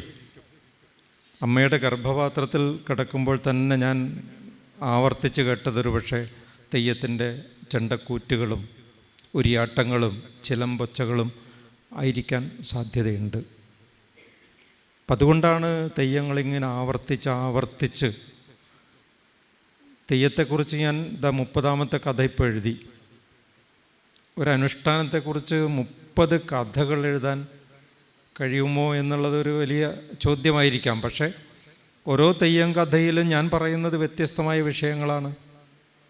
ഏറ്റവും ഒടുവിൽ വന്ന ഉദിരം എന്ന കഥയിൽ ഞാൻ തെയ്യത്തെക്കുറിച്ചുള്ള ഒരു പുതിയ കാര്യമാണ് പറയുന്നത്. ഇപ്പോൾ എഴുതി തീർത്തിട്ടുള്ള കഥയിലും ഇതുവരെ ആരും ചർച്ച ചെയ്യാത്ത തെയ്യവുമായി ബന്ധപ്പെട്ട ഒരു പുതിയ വിഷയമാണ്. ഇപ്പോൾ ഒരേ വിഷയമല്ല, തെയ്യത്തിൻ്റെ കഥ പശ്ചാത്തലത്തിലുണ്ടെങ്കിലും അതിലൂടെ എല്ലാ മനുഷ്യരുമായിട്ടും സംവദിക്കുന്നൊരു വിഷയം പറയാൻ വേണ്ടി ശ്രമിക്കുകയാണ്. മരക്കാപ്പിലെ തെയ്യങ്ങളിലെ കുട്ടിച്ചാത്തൻ എൻ്റെ തറവാട്ടിലെ തെയ്യമാണ്. പക്ഷെ മറ്റ് തെയ്യങ്ങളൊന്നും പിന്നീട് അങ്ങനെ അധികം കടന്നു വന്നിട്ടില്ല. പൊട്ടൻ തെയ്യവും കുറത്തിയമ്മയും ഇടയ്ക്ക് കയറി വന്നിട്ടുണ്ടെങ്കിലും ഈ അടുത്ത വർഷങ്ങളിലാണ് ഉമ്മട്ടക്കുളിയൻ തെയ്യവും കാരക്കുളിയൻ തെയ്യവും അതുപോലുള്ള തറവാട്ടിലെ മറ്റു തെയ്യങ്ങളും നാട്ടിലെ പല തെയ്യങ്ങളും കയറി വരുന്നത്. ഒരുപക്ഷെ കഥ എഴുതാൻ തുടങ്ങി ഒരു 50 കൊല്ലം കഴിഞ്ഞിട്ടാണ് ഉമ്മട്ടക്കുളിയൻ തെയ്യം കയറി വരുന്നത്. ഒരുപക്ഷെ ഞാൻ പണ്ടേ എഴുതേണ്ടതായിരുന്നു ഉമ്മട്ടക്കുളിയൻ തെയ്യത്തെക്കുറിച്ച്. കാരണം കുട്ടിക്കാലത്ത് അമ്മയുടെ വീട്ടിൽ താമസിക്കുന്ന സമയത്ത്, അമ്മയുടെ തറവാട്ടിൽ താമസിക്കുന്ന സമയത്ത് എൻ്റെ അമ്മ വേനലവധിയായി കാലമായാൽ എന്നെ കൊണ്ടുപോയിട്ട് അവിടെ ഡംപ് ചെയ്യും. പിന്നെ അമ്മമ്മയുടെ ജോലിയാണ് ഈ കുരുത്തം കെട്ട കുഞ്ഞിനെ നോക്കുക എന്നുള്ളത്. അപ്പം അങ്ങനെ അമ്മമ്മ കുഞ്ഞിനെ പരിപാലിക്കുന്ന സമയത്ത് ഒരു 2-3 വയസ്സൊക്കെ പ്രായമുള്ള സമയത്ത് കുട്ടിയെ കാണാതായി. അടുത്ത വീടുകളിലൊക്കെ നോക്കി, എവിടെയും കുട്ടിയില്ല. പിന്നെ വീടിൻ്റെ മുറ്റത്തിനപ്പുറത്തൊരു ആൾമറയില്ലാത്ത കിണറുണ്ട്. കാട്ടിലകൾ കൊണ്ട് വായ മൂടിയ ആ കിണറിൽ ഈ കുട്ടി വീണ് അവസാനിച്ചു എന്ന് അമ്മമ്മ ഉറപ്പിച്ചു. അങ്ങനെ ഈ കിണറിൽ പോയി ആത്മഹത്യ ചെയ്യാൻ അമ്മമ്മ തീരുമാനിച്ചു. കാരണം മകൾ ചോദിച്ചാൽ കുഞ്ഞിനെ തിരിച്ചു കൊടുക്കണ്ടേ.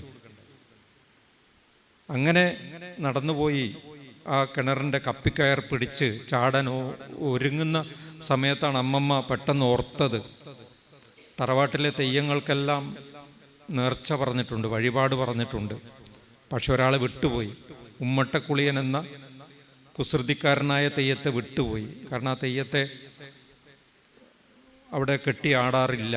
കാരണം പണ്ട് ഒരാൾ കെട്ടിയാടി ഭ്രാന്ത് പിടിച്ചതുപോലെ തെയ്യം ഓടിപ്പോയി ചന്ദ്രഗിരി പുഴയിൽ വീണ് കാണാതായി. അതിനുശേഷം ആ തെയ്യം കെട്ടാൻ തെയ്യക്കാർ ധൈര്യപ്പെടാറില്ല. അപ്പം ആ തെയ്യത്തെ പെട്ടെന്ന് മറന്നുപോയി. പെട്ടെന്ന് അമ്മമ്മ ആ തെയ്യത്തിനൊരു കലശം പറഞ്ഞു.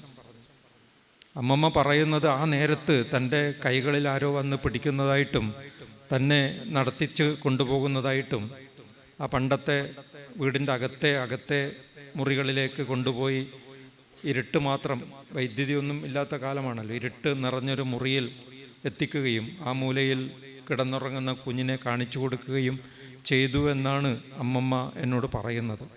ഈ ഉമ്മട്ടക്കുളിയനാണ് എന്നെ ഒളിപ്പിച്ച് കിടത്തിയത് എന്ന് അമ്മമ്മ വിശ്വസിക്കുന്നു. പിന്നീട് എന്നെ കാണുന്ന സമയത്തൊക്കെ അമ്മമ്മ ഓടി വന്നിട്ട് എന്നെ മരിക്കുന്നത് വരെ കണ്ടാൽ ഉടനെ കെട്ടിപ്പിടിക്കുകയും കുറേ നേരം കരയുകയും ഈ കുഞ്ഞിനെ തെയ്യം ഒളിപ്പിച്ച കഥ പറയുകയും തെയ്യത്തെ കുറേ ചീത്ത വിളിക്കുകയും ചെയ്യും. വയസ്സായ ആളുകൾക്ക് തെയ്യത്തെ ചീത്ത വിളിക്കാനുള്ള അവകാശമുണ്ട്. അപ്പോൾ ഞാൻ വിശ്വസിക്കുന്നത് അമ്മമ്മ പറയുന്നതാണ്. അപ്പം അങ്ങനെ എനിക്ക് വേണ്ടി അമ്മമ്മ ജീവൻ ത്യജിക്കുമായിരുന്നു ഉമ്മട്ടക്കുളിയൻ തടുത്തില്ലായിരുന്നുവെങ്കിൽ. അപ്പം എനിക്ക് തെയ്യത്തെക്കുറിച്ച് എഴുതാതിരിക്കാൻ പറ്റില്ല. അതുകൊണ്ട് മരക്കാപ്പിലെ തെയ്യങ്ങളിലും എന്മകജയിൽ തെയ്യമുണ്ട്. മാക്കം എന്ന പെൺതെയ്യം, മാക്കം എന്ന തെയ്യത്തെക്കുറിച്ച് തന്നെയാണ്. അലോഹലൻ എന്ന നോവലിൽ നിറയെ തെയ്യങ്ങളാണ്, കുറേ തെയ്യങ്ങൾ വരുന്നുണ്ട്. അപ്പോൾ തെയ്യത്തെ എഴുതാതിരിക്കാൻ പറ്റില്ല. അത് കാരണം എൻ്റെ ചോരയിൽ തെയ്യം ഉണ്ട്.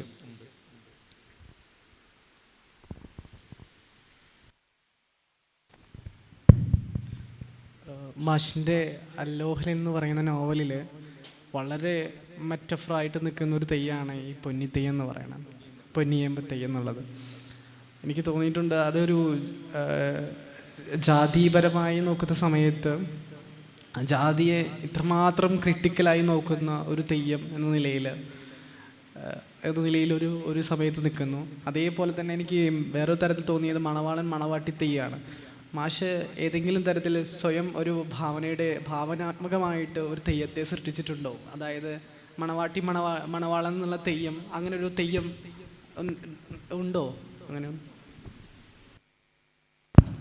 മണാളൻ മണാട്ടി തെയ്യങ്ങളുണ്ട്. അത് പിന്നെ കാളരാത്രി അമ്മയും നടയിൽ ഭഗവതിയും ക്ഷേത്രപാലകൻ തെയ്യവും വരുന്നതിന് രാത്രി വരുന്ന തെയ്യങ്ങളാണ് മണാളനും മണാട്ടിയും. എല്ലാ തെയ്യങ്ങൾക്ക് തോറ്റവും ഉരിയാട്ടവും മഞ്ഞക്കുറിയും ദക്ഷിണ കൊടുക്കലൊക്കെ ഉണ്ടെങ്കിലും മണാളനും മണാട്ടിയും ഇങ്ങനെ ഓടി വരും, രണ്ട് കറക്കം കറങ്ങിയിട്ട് ഓടിപ്പോവും. അതിന് പാട്ടോ തോറ്റമോ അനുഷ്ഠാനമോ ഒന്നുമില്ല. എന്തുകൊണ്ടാണ് ആ തെയ്യങ്ങളുടെ നാവ് അരിഞ്ഞത് എന്ന് ഞാൻ ആലോചിച്ചപ്പോൾ എനിക്ക് തോന്നിയത്, ആ തറവാട്ടിൽ പണ്ട് ഉണ്ടായിരുന്ന അലോഹലൻ്റെ ഒന്നുകിൽ ഭാര്യയാവാം മണാട്ടി, അല്ലെങ്കിൽ ചീമ്പുളുവിനെ പോലെ ഏതെങ്കിലും അധകൃത, ചീമ്പുളുവിൻ്റെ ഭാവനയാണ്, ഒരു കീഴാള സമുദായത്തിൽപ്പെട്ട ഒരു സ്ത്രീ കൂടെ ഉണ്ടായിട്ടുണ്ടാവാം, അവരാവാം. എന്തായാലും മണാളനും മണാട്ടിയും അതാണ് എന്ന് ഞാൻ കരുതുന്നു. പക്ഷെ പൊന്നിയമ്മ തെയ്യം എൻ്റെ ഭാവനയാണ്. അത് അങ്ങനെ ഒരു തെയ്യമില്ല. ആ പൊന്നിയമ്മ എന്ന് പറയുന്ന നോവൽ വായിച്ചിട്ടുള്ളവർക്കറിയാം, ആ സ്ത്രീ അതിക്രൂരമായിട്ട് ബലാത്സംഗം ചെയ്യപ്പെട്ടതിൻ്റെ ശേഷം അയാളോട് പ്രതികാരം ചെയ്യാൻ വേണ്ടി പാമ്പിനെ എടുത്ത് ശരീരത്തിൽ ചുറ്റുകയും പിന്നീട് പാമ്പുകളെ ധാരാളമായിട്ട് ചുറ്റുകയും പിന്നെ പുറത്തേക്ക് ഇറങ്ങുമ്പോൾ മുഴുവൻ 5 or 10 പാമ്പുകൾ ഈ സ്ത്രീയുടെ ശരീരത്തിൽ നിന്നും ഭണം വിരിക്കും. അപ്പോൾ അവർക്കാരെയും പേടിക്കണ്ട. അപ്പം അങ്ങനെ പാമ്പുകളെ നിറയെ വീട്ടിൽ വളർത്തുകയും പാമ്പുകൾക്കിടയിൽ കിടന്നുറങ്ങുകയും പാമ്പുകളുമായിട്ട് ദേശസഞ്ചാരം ചെയ്യുകയും ചെയ്യുന്ന ഈ സ്ത്രീയെ തെയ്യമായിട്ട് ആളുകൾ കാണാൻ തുടങ്ങി. അങ്ങനെയാണ് പൊന്നിയമ്മ തെയ്യം എന്ന കഥാപാത്രം ഉണ്ടാകുന്നത്. അത് ശരിക്കും അങ്ങനെ ഒരു തെയ്യമില്ല. അതുപോലെ മരക്കാപ്പിലെ തെയ്യങ്ങൾ എന്ന നോവലിൽ ഒരു നീലി തെയ്യമുണ്ട്. അതും എൻ്റെ ഭാവനയാണ്. പക്ഷെ ആ നോവലിൽ വരുന്ന ബാക്കി തെയ്യങ്ങളൊക്കെ ശരിക്കും ഉള്ളതാണ്. മാഷിൻ്റെ ഒരു പുതിയ കഥ വന്നിട്ടുണ്ട്. ആ കഥ ഒരു ഏറ്റവും പ്രഗത്ഭമായി ഇന്ന് ചർച്ച ചെയ്യപ്പെടേണ്ട ഒരു കഥയാണ്. എനിക്ക് തോന്നുന്നു പലസ്തീൻ ഇഷ്യൂവുമായി ബന്ധപ്പെട്ടിട്ടും ഗസ സുറുമി എന്ന് പറയുന്ന കഥ, അത് വായിച്ച സമയത്ത് തോന്നിയ ഒരു ചോദ്യമാണ്, ലോക നേതൃത്വം സ്ത്രീകൾക്ക് ലഭിക്കണമെന്ന ആധുനികമായിട്ടുള്ളൊരു നീതി സങ്കല്പം ആ കഥയിലൂടെ മാഷ് മുന്നോട്ട് വയ്ക്കുന്നുണ്ട്. എന്തുകൊണ്ടാണ് സ്ത്രീകളുടെ ഈ ലോക നേതൃത്വം ഏറ്റെടുക്കണമെന്ന ഒരു ആശയം രൂപപ്പെടുന്നത്? സുറുമി എന്ന കഥ അടുത്ത് ദേശാഭിമാനിയുടെ ആഴ്ചപ്പതിപ്പിൽ വന്ന ഒരു കഥയാണ്. 1 മാസം മുമ്പ്, 1-2 മാസം മുമ്പ്. അപ്പം അത് ഞാൻ നേരത്തെ പറഞ്ഞ പാതാളത്തവളകളെക്കുറിച്ചുള്ള കഥ മാത്രമല്ല, പലസ്തീൻ വിഷയം ചർച്ച ചെയ്യുന്നൊരു കഥ കൂടിയാണ്. തവളകളും കൊല്ലപ്പെടുന്ന കുഞ്ഞുങ്ങളും പരസ്പരം ബന്ധപ്പെടുന്നതിൻ്റെ ഒരു കഥ കൂടിയാണ്. അപ്പം ആ കഥയിലാണ് ഈ ഒരു വിഷയം. സുറുമി എന്ന പെൺകുട്ടി തൻ്റെ അധ്യാപകനായ സുദർശൻ മാഷോട് പറയുന്നത്, ലോകത്തിൽ യുദ്ധം ഉണ്ടാവാതിരിക്കാൻ ബഷീർ പറഞ്ഞിട്ടുള്ളത് വരട്ട് ചൊറി വരണം, ലോക നേതാക്കൾക്ക് ചൊറി വരണം, അത് വരട്ട് ചൊറി വരണം. വരട്ട് ചൊറി വന്നാൽ മാന്തിക്കൊണ്ടിരിക്കും, 2 കൈ കൊണ്ട് മാന്തിക്കൊണ്ടിരിക്കും, അപ്പോൾ യുദ്ധം അവസാനിക്കും. അന്നേരം സുറുമി പറയുന്നത്, അതുകൊണ്ടൊന്നും യുദ്ധം അവസാനിക്കില്ല. ലോക നേതാക്കൾ 1 കൈ കൊണ്ട് മാന്തിക്കൊണ്ടിരിക്കുകയും മറ്റേ കൈ കൊണ്ട് യുദ്ധത്തിന് ആഹ്വാനം കൊടുക്കുകയും ചെയ്യും. പകരം ലോകത്തിലെ എല്ലാ രാജ്യങ്ങൾക്കും സ്ത്രീകൾ നേതാക്കന്മാരായിട്ട് വന്നാൽ ലോകത്തിൽ യുദ്ധം ഉണ്ടാവില്ല. കാരണം പ്രകൃതിയെയും മനുഷ്യരെയും അനുതാപത്തോടുകൂടി നോക്കാൻ സ്ത്രീകൾക്ക് മാത്രമേ പറ്റുകയുള്ളൂ. കാരണം പുരുഷൻ രാജ്യം ഭരിക്കുന്നതോടു കൂടിയിട്ട് ചോരക്കൊതി വർദ്ധിക്കുകയല്ലാതെ, ആലോചിച്ച് നോക്കൂ, യുദ്ധത്തിൻ്റെ ഫലമായിട്ട് എത്ര 1000 കുഞ്ഞുങ്ങളാണ് കൊല്ലപ്പെടുന്നത്, എത്ര അമ്മമാരുടെ അച്ഛന്മാരുടെ സ്വപ്നങ്ങളാണ് പൊലിഞ്ഞു പോകുന്നത്. എന്തൊരു മഹാസങ്കടമാണ് ഇങ്ങനെ ഓരോ യുദ്ധവും. ഈ ഗസയൊക്കെ കണ്ടിട്ട് പിന്നെയും ട്രംപ് ചെയ്യുന്നത് എന്താണ്? യുദ്ധത്തിന് ആഹ്വാനം കൊടുക്കുകയാണ്. നെതന്യാഹു എന്താ ചെയ്തുകൊണ്ടിരിക്കുന്നത്? ഈ മനുഷ്യർക്കൊക്കെ ഭ്രാന്താണോ? ഭ്രാന്ത്, സമനില തെറ്റിയോ? സമനില തെറ്റിയത് കൊണ്ടാണല്ലോ ഇതൊക്കെ ചെയ്യുന്നത്. യുദ്ധം പോലുള്ളൊരു അശ്ലീലം ലോകത്തിൽ വേറെ വരാനില്ല. ഇത് ഈ ഒരു വിഷയം നമ്മൾ എഴുത്തുകാരെ മുഴുവൻ അലട്ടുന്നുണ്ട് അല്ലേ? എല്ലാവരെയും അലട്ടുന്നുണ്ട്, നിങ്ങളെല്ലാവരെയും അലട്ടുന്നുണ്ട്. പക്ഷെ ഒരു കഥയായിട്ടോ നോവലായിട്ടോ അത് വരണമെന്നില്ല. പക്ഷെ എൻ്റെ വീട്ടിലേക്ക് ഒരു ദിവസം ഒരു 3 മാസം മുമ്പ് ഒരു ചിത്രത്തവള കയറി വന്നു. സാധാരണ വരുന്ന തവളകളും മണാട്ടി തവളകളും പറൻ തവളകൾ അങ്ങനെയുള്ള പല പല തവളകൾ കയറി വരുമെങ്കിലും അടുക്കളയിലേക്ക് കയറി വന്നത് ഒരു ചിത്രത്തവളയാണ്. ഞാനൊരു ഫോട്ടോ എടുത്തിട്ട് ഡോക്ടർ ഉണ്ണികൃഷ്ണൻ അയച്ചു കൊടുത്തിട്ട് ഇത് ചിത്രത്തവള തന്നെയല്ലേ എന്നൊരു സംശയം തീർത്തു. അപ്പം അദ്ദേഹം ഇതിൻ്റെ ഒരു എക്സ്പേർട്ടാണ്. അദ്ദേഹം പറഞ്ഞത് ചിത്രത്തവളയാണ്. ഭൂപടങ്ങൾ ഇങ്ങനെ ഉണ്ടാവും. നമുക്ക് ഓസ്ട്രേലിയ കാണാം, അമേരിക്ക കാണാം, സൗത്ത് അമേരിക്ക കാണാം, ഉഗാണ്ട കാണാം, ഒക്കെ മനസ്സിലാവും. അപ്പം ഈ രാജ്യങ്ങളുടെ അതിർത്തികളുമായിട്ട് നടക്കുന്ന ഈ തവള വാസ്തവത്തിൽ അതിര് എന്ന് പറയുന്ന മനുഷ്യസങ്കല്പത്തെ പരിഹസിക്കുകയല്ലേ എന്നൊരു തോന്നലൊക്കെ എനിക്കുണ്ടായി. അപ്പം എൻ്റെ ഉള്ളിൽ കെട്ടിക്കിടക്കുന്നൊരു വലിയ വിഷാദമുണ്ട്, ഈ യുദ്ധത്തെക്കുറിച്ചുള്ള വലിയൊരു ആശയമുണ്ട്. അത് മുഴുവൻ പുറത്തേക്ക് ജമ്പ് ചെയ്യാനുള്ളൊരു നിമിത്തമായിട്ട് ഈ ചിത്രത്തവളയുടെ വരവ് കാരണമായി. ആ ചിത്രത്തവള വന്നിട്ടില്ലെങ്കിൽ ഓരോ കഥ എഴുതാനും ഇങ്ങനെ ഓരോ നിമിത്തമുണ്ട്. അല്ലെ നമ്മളത് എഴുതില്ല, മനസ്സിൽ കുറേ ആശയങ്ങളുണ്ടാവാം. അപ്പോൾ പെട്ടെന്നൊരു വിഷയം ഒരു സന്ദർഭം കിട്ടുമ്പോഴാണ്, ഒരു പ്രചോദനം ഉണ്ടാകുമ്പോഴാണ് നമ്മളത് പെട്ടെന്ന് അറിയാതെ എഴുതി പോകുന്നത്. അങ്ങനെ ഉണ്ടായ കഥയാണ് സുറുമി എന്ന് പറയുന്നത്. ടീച്ചർക്ക് ഇതിനോട് കൂട്ടിച്ചേർത്തുകൊണ്ട് കുറച്ചും കൂടി ആഴത്തിൽ സംസാരിക്കാൻ പറ്റുമെന്ന് കരുതുന്നു.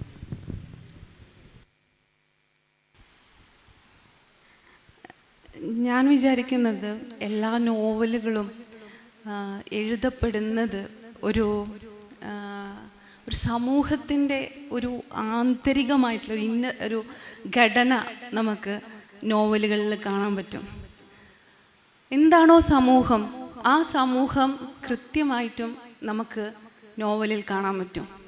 അതിപ്പോൾ നേരത്തെ പറഞ്ഞ പോലെ എൻമഗജെ എന്നുള്ള നോവലിൽ കൃത്യമായിട്ടും അന്ന് എൻഡോസൾഫാൻ ബാധിതരായിട്ടുള്ള കുഞ്ഞുങ്ങളുടെ ദയനീയമായിട്ടുള്ളൊരവസ്ഥ, ആ അവസ്ഥ കൃത്യമായിട്ട് റൈറ്റർ അത് എംപതറ്റിക്കലി അത് ഒപ്പിയെടുക്കുകയും അതിവിടെ ഒരു റൈറ്ററിൻ്റെ ഒരു നീതിബോധം വർക്ക് ചെയ്യുകയാണ്.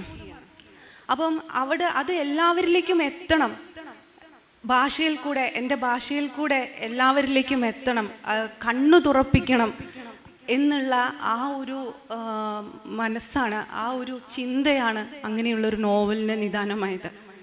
അപ്പം ഞാൻ പറഞ്ഞു വരുന്നത് എല്ലാ നോവലുകൾ നമ്മൾ കൃത്യമായിട്ട് ഇപ്പോൾ റേമണ്ട് വില്യംസ് ആയാലും ജോർജ് ലോക്കാച്ച് ആയാലും പറയുന്നത് ഒരു നോവൽ രൂപപ്പെടുന്ന സമയത്ത് അവിടെ കൃത്യമായിട്ടും ആ സമൂഹത്തെ, ആ സംസ്കാരത്തെ, ചരിത്രത്തെ കൃത്യമായിട്ടും അടയാളപ്പെടുത്തും. നമ്മളിപ്പം വിക്ടർ ഹ്യൂഗോൻ്റെ പാവങ്ങൾ എന്നുള്ള ലെസ് മിസറബിൾ, പാവങ്ങൾ നമ്മളെ ഉള്ളിലേക്ക് എത്തിയത്, നമ്മളിലേക്ക് ഈ ഫ്രഞ്ച് റൈറ്ററായിട്ടുള്ള വിക്ടർ ഹ്യൂഗോ അവിടെ എഴുതിയിട്ടുള്ള ലെസ് മിസറബിൾ ഈ ലോകം മുഴുവൻ നമ്മളെ സ്വാധീനിക്കപ്പെട്ടതിൻ്റെ കാരണം അതിൻ്റെ ഉള്ളിലുള്ള ആശയമാണ്. ആ ആശയം എന്ന് പറഞ്ഞു കഴിഞ്ഞാൽ ഈ സമൂഹത്തിൻ്റെ ആഴത്തിൽ റൂട്ട് ചെയ്തിട്ടുള്ള, വേരോടിയിട്ടുള്ള ആശയമാണ്.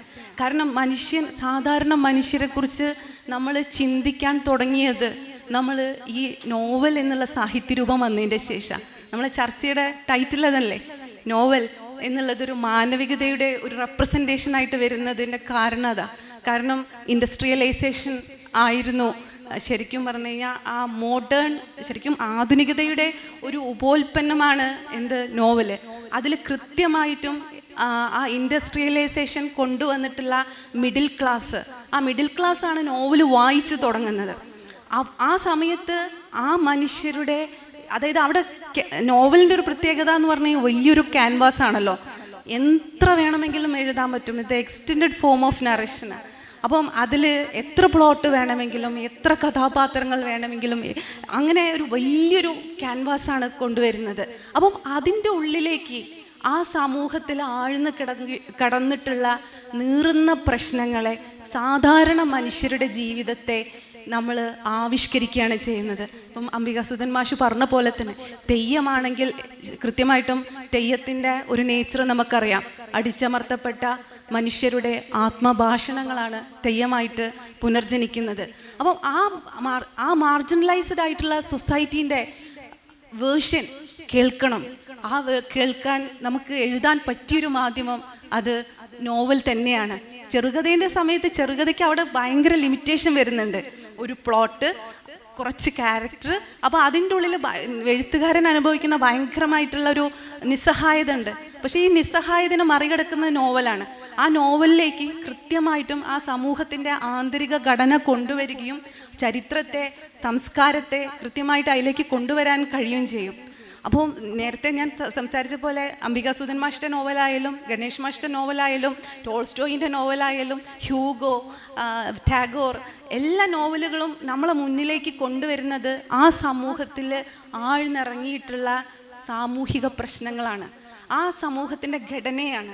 അതുപോലെ തന്നെ അവിടെ നിൽക്കുന്ന അധികാര ബന്ധങ്ങളെ കൃത്യമായിട്ടും നോവൽ, ഇപ്പോൾ മാക്സിം ഗോർക്കിൻ്റെ മദർ, അത് നമ്മൾ ഈ ലോകം മുഴുവൻ നമ്മളെ സ്വാധീനിക്കപ്പെട്ടത് അതിൻ്റെ ഉള്ളിലുള്ള സോഷ്യലിസ്റ്റ് റിയലിസം എന്നുള്ള ആശയമാണ്. അത് അന്നത്തെ കാലഘട്ടത്തിൽ നമ്മളെ നീഡാണ്. നമ്മൾ പറഞ്ഞല്ലോ, എല്ലാ ഇസങ്ങൾ എന്ന് പറയുന്ന സമയത്ത് അത് മനുഷ്യൻ്റെ കേവലമായ ആവശ്യങ്ങളിൽ നിന്ന് ഉതിരുന്നതാണ്. ആ കേവലമായ ആവശ്യം അവിടെ ഉണ്ടായിരുന്നു. ഈ അസമത്വം നിറഞ്ഞിട്ടുള്ള ആ സമൂഹത്തെ മാറ്റിയെടുക്കുക എന്നുള്ളത് നമ്മളുടെ ഒരു ഏർജായിരുന്നു. അങ്ങനെയാണ് നമ്മൾ ആ സോഷ്യലിസ്റ്റ് റിയലിസം എന്നുള്ള പ്രത്യയശാസ്ത്രം നമ്മളുടെ നോവലിലേക്ക് വരുന്നത്. അപ്പം ഞാൻ പറഞ്ഞു വരുന്നത്, ഏതൊരു നോവൽ എഴുതപ്പെടുന്ന സമയത്തും ഒരു സമൂഹത്തിൻ്റെ ആന്തരിക ഘടന അത് കൃത്യമായിട്ടും നമുക്ക് കണക്കാക്കാൻ പറ്റും. മാഷിൻ്റെ ഇപ്പം നേരത്തെ പറഞ്ഞ മരക്കാപ്പിലെ തെയ്യങ്ങളായാലും ശരി, മാഷിൻ്റെ എൻമഗജി ആയാലും ശരി, അല്ലോഹലൻ എന്നുള്ള നോവലായാലും ശരി, ആ സമൂഹത്തിൻ്റെ ആന്തരികമായ ഘടനയും ആ സമൂഹത്തിൻ്റെ സംസ്കാരവും അധകൃതരായിട്ടുള്ള മാറ്റി നിർത്തപ്പെട്ട പാർശ്വവൽക്കരിക്കപ്പെട്ട മനുഷ്യരുടെ ജീവിത ഭാഷണങ്ങളും ഈ ലോകത്തോട് വിളിച്ചു പറയുന്നത് ഒരു മാനവികതയുടെ പ്രകടനമായിട്ടാണ് മാഷ് കരുതുന്നത് എന്നാണ് ഞാൻ വിശ്വസിക്കുന്നത്.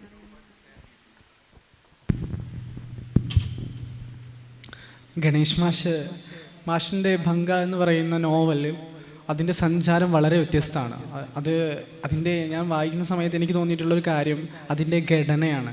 ഒരു നോവലിലേക്ക് പലതരത്തിലുള്ള റെഫറൻസുകൾ കടന്നു വരുന്ന ഒരു നോവലായിട്ട് തോന്നിയിട്ടുണ്ട്. മാഷോട് എനിക്ക് ചോദിക്കാനുള്ളത്, ഇതൊരു രാഷ്ട്രീയ നോവൽ എന്നതിനപ്പുറം ഒരു ചരിത്ര നോവലായിട്ട് ഇത് നിലനിൽക്കുന്നുണ്ട്.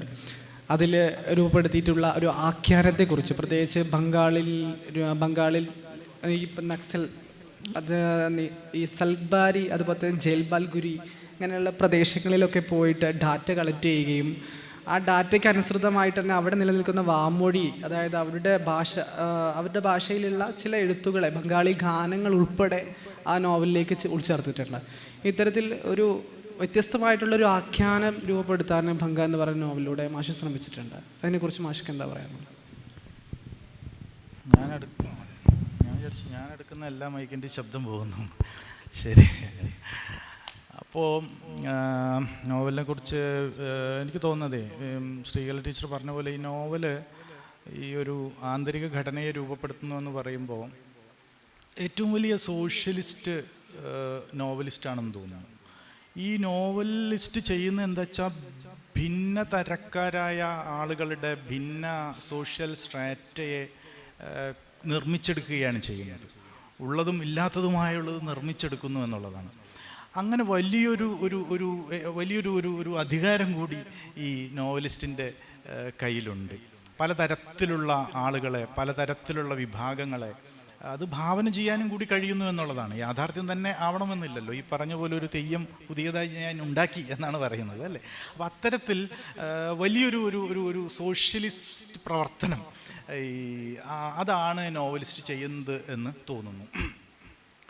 പിന്നെ ഇവിടെ ഈ എൻ്റെ നോവലിലെ ആഖ്യാന ഘടനയെക്കുറിച്ചൊക്കെ പറഞ്ഞത്, അത് ഈ ആളുകൾ വായിക്കണമല്ലോ. അപ്പോൾ വായിക്കുന്നതിന് വേണ്ടി നമ്മൾ പലതരത്തിലുള്ള ഇതിലൂടെ കടന്നു പോകും.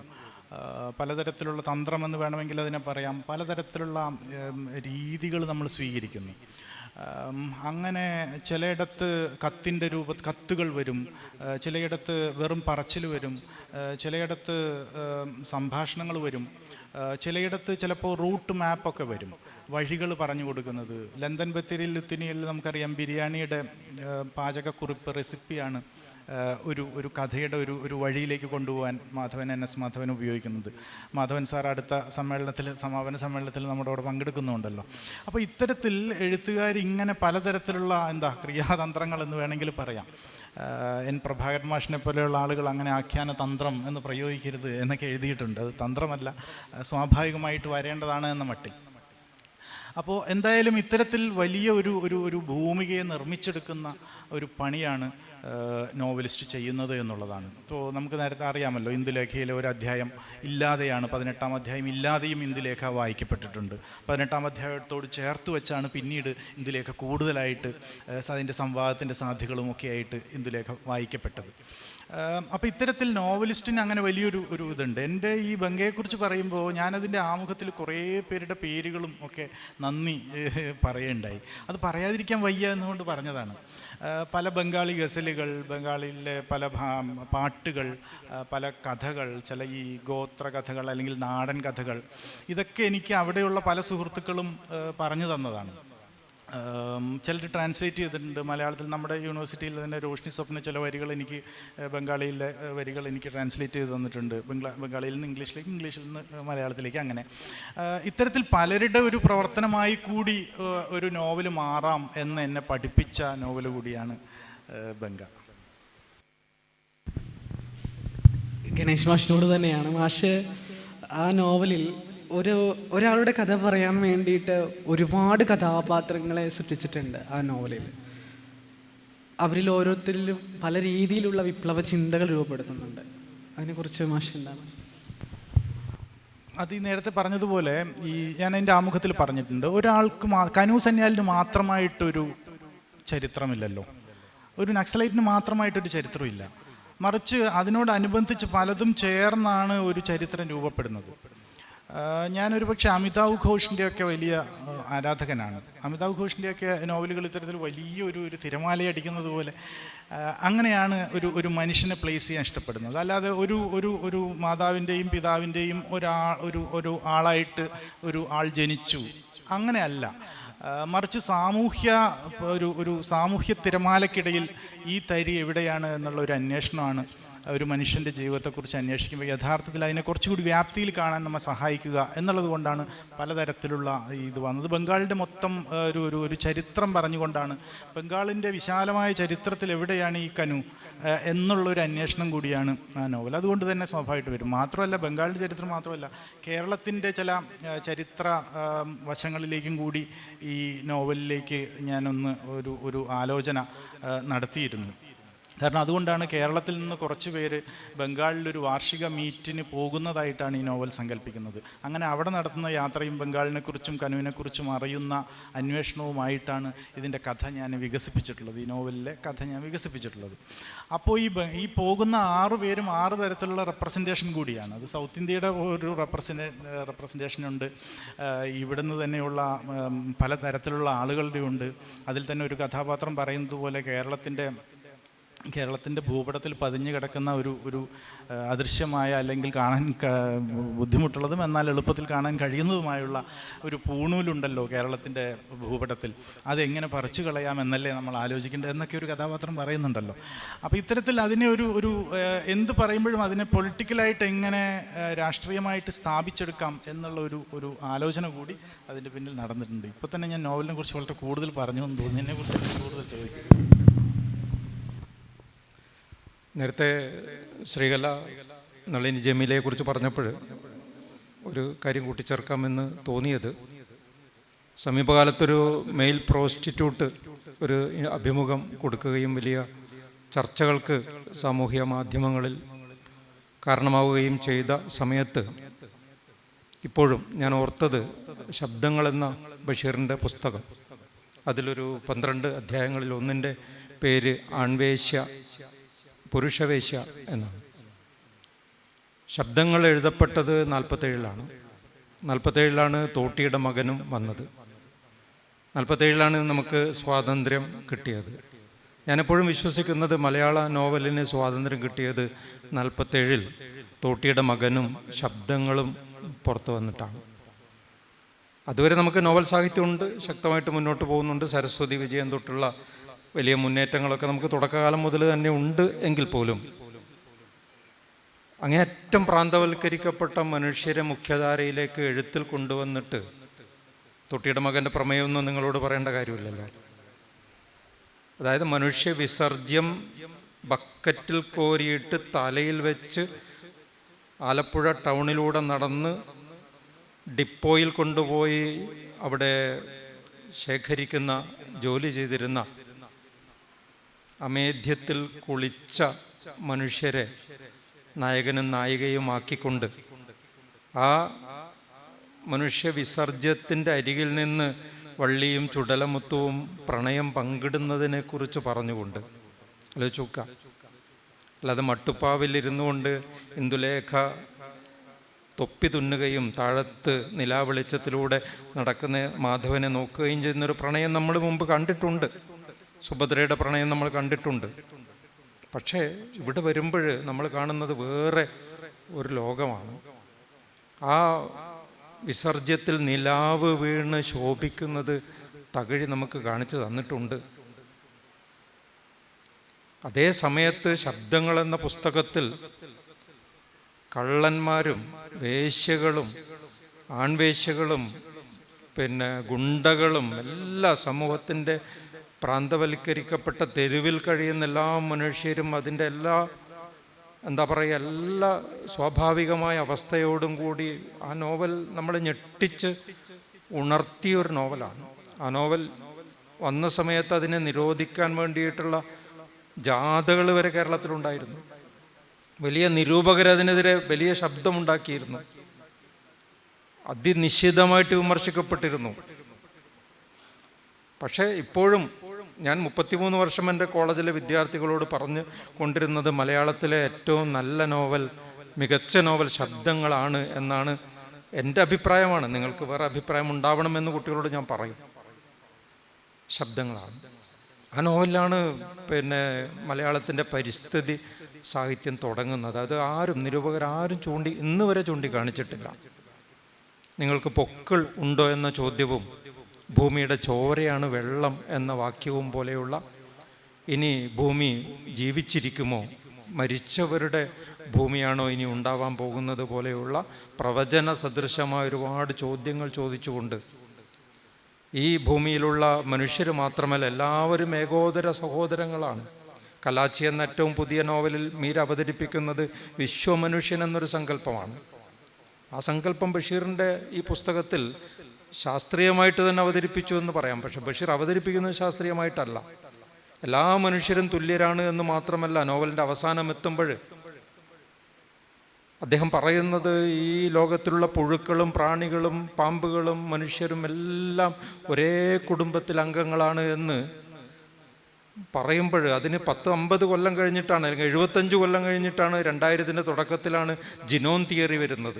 ശാസ്ത്രീയമായിട്ട് എല്ലാ ജീവികളും തുല്യരാണ്, ചെറിയ വ്യത്യാസമേ ഉള്ളൂ എന്ന് കണ്ടെത്തുന്നത്, സയൻസ് കണ്ടെത്തുന്നത് 2000ൻ്റെ തുടക്കത്തിലാണ്. അതിന് 50-55 കൊല്ലം മുമ്പ് ബഷീർ ഇത് എഴുതി. അപ്പം അങ്ങനെ ഈ പുസ്തകം വായിച്ചിട്ട് നമ്മുടെ പ്രസിദ്ധനായൊരു നിരൂപകൻ, പേര് വേണമെങ്കിൽ പറയാം, ഡോക്ടർ എസ് ഗുപ്തൻ നായർ, അദ്ദേഹം പറഞ്ഞത് ഈ പുസ്തകം പുരോഗമന സാഹിത്യമാണെങ്കിൽ ഞാൻ മഹാത്മാഗാന്ധിയാണ് എന്ന് ഗുപ്തൻ നായർ എഴുതിയിട്ടുണ്ട്. അങ്ങനെ വിമർശിക്കപ്പെട്ടൊരു പുസ്തകമാണ് ഇന്ന് നമ്മൾ ഏറ്റവും നല്ല ഒരു നോവലായിട്ട് ഞാൻ പറയുന്നത്. എല്ലാവർക്കും അഭിപ്രായം ഉണ്ടാവുമോ എന്ന് എനിക്കറിയില്ല. അപ്പോൾ തോട്ടിയുടെ മകനും ശബ്ദങ്ങളും തുറന്നു തന്ന അതാണ് മനുഷ്യപക്ഷം. നമ്മുടെ ഇന്നത്തെ നോവലിൻ്റെ വിഷയം അതാണ് എന്നുകൂടി ഞാൻ കരുതുന്നു. ആരുടെ കൂടെയാണ് എഴുത്തുകാരൻ നിൽക്കേണ്ടത്?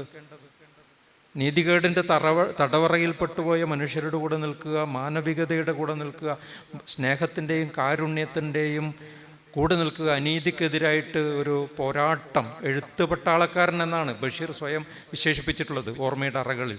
ഞാനൊരു എഴുത്ത് പട്ടാളക്കാരനാണ്. വേറെ ആരും അങ്ങനെ പറഞ്ഞിട്ടില്ല. ഞാനൊരു എഴുത്ത് പട്ടാളക്കാരനാണ്. യുദ്ധത്തിനെതിരെയാണ് ശബ്ദങ്ങൾ ഉണ്ടായത് എന്നുള്ളത് ഓർക്കണം. നമ്മൾ യുദ്ധത്തെക്കുറിച്ചാണല്ലോ നേരത്തെ ചർച്ച ചെയ്തത്.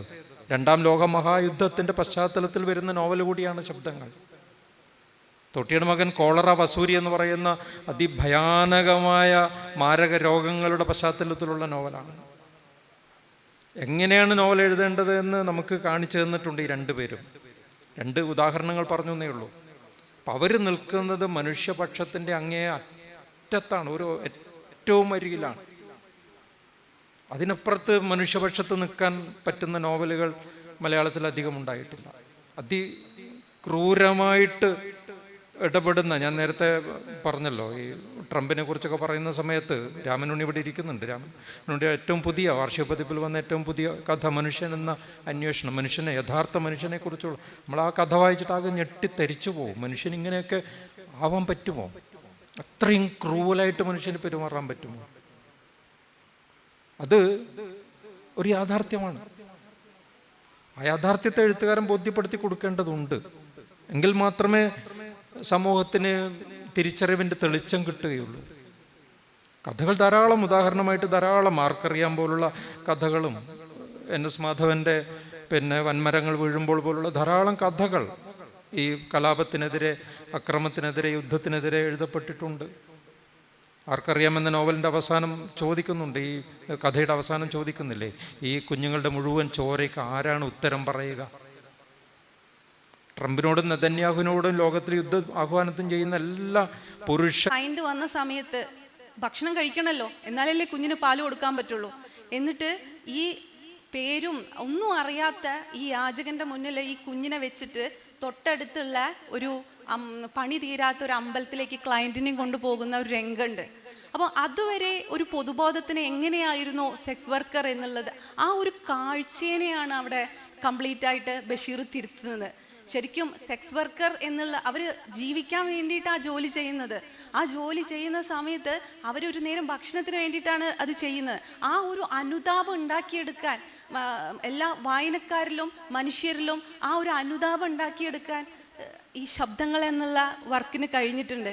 നമ്മൾ പ്രസിദ്ധനായിട്ടുള്ള ജോൺ ബെർഗറിൻ്റെ ഒരു വേ ഓഫ് സീയിങ് എന്നുള്ള ഒരു ക്രിട്ടിക്കൽ വർക്കുണ്ട്. അതിൽ പറയുന്നത് എന്താ, നമ്മുടെ കാഴ്ചയെ മാറ്റണം. കാഴ്ചയെ മാറ്റാൻ വേണ്ടിയിട്ടാണ് പറയുന്നത്. നമ്മളെ കാഴ്ചയാണ്, നമ്മളെ പൊതുബോധത്തിൻ്റെ കാഴ്ചയല്ല നമ്മളുടെ കാഴ്ച എന്നുള്ളത് നമ്മൾ ശബ്ദങ്ങൾ വായിക്കുന്ന സമയത്താണ് നമുക്ക് കൃത്യമായിട്ട് മനസ്സിലാവുന്നത്. അപ്പോൾ അതിൽ ബർഗർ പറയുന്ന പോലെ നമ്മൾക്ക് സൊസൈറ്റീനെ മാറ്റാൻ പറ്റുന്നില്ലെങ്കിൽ നമ്മൾക്ക് നമ്മളുടെ വീക്ഷണങ്ങളെ മാറ്റാൻ പറ്റും എന്നുള്ളതാണ്. അപ്പോൾ അത് കൃത്യമായിട്ട് കൃത്യമായിട്ട് കമ്മ്യൂണിക്കേറ്റ് ചെയ്യാൻ ശബ്ദങ്ങൾ എന്നുള്ള വർക്കിന് കഴിഞ്ഞിട്ടുണ്ട്.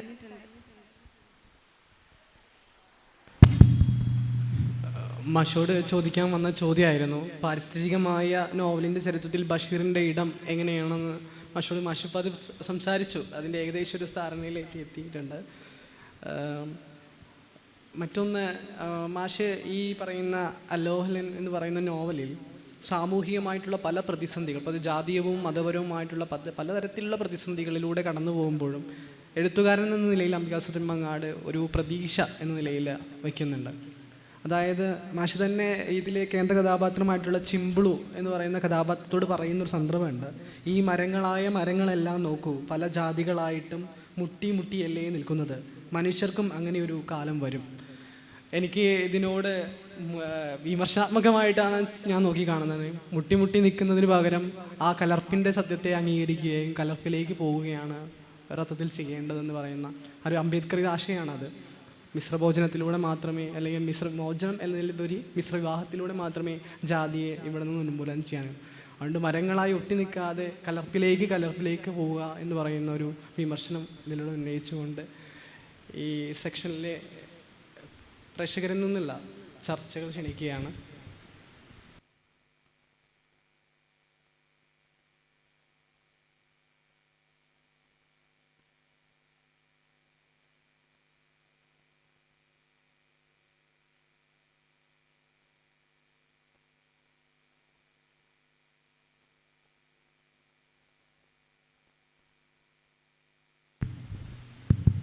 ചോദ്യങ്ങളില്ലെങ്കിൽ മലയാള സർവകലാശാലയുടെ അന്തർ സർവകലാശാല സാഹിത്യോത്സവം സാഹിതിയുടെ നന്ദി ഇവിടെ രേഖപ്പെടുത്തുകയാണ്. അതായത് ഞങ്ങളിത്തെ ഈ ചോദ്യങ്ങളെല്ലാം ചോദിച്ച് ചിന്തിപ്പിച്ച വിഷ്ണു ഒരു പുസ്തകം എഴുതിയിട്ടുണ്ട്. അത് അംബേദ്കറുടെ രാഷ്ട്രവും ദേശീയതയും എന്നുള്ള പുസ്തകമാണ്. ഇത്രയും ചോദ്യം നമ്മളോടൊക്കെ ചോദിച്ചതുകൊണ്ട് ഞങ്ങളൊരു ചോദ്യം തിരിച്ചു ചോദിക്കാം. ഈ പുസ്തകം എങ്ങനെയാണ് എഴുതിയതെന്നുള്ളത് നന്ദി പറഞ്ഞുകൊണ്ട് നമുക്ക് പുസ്തകം.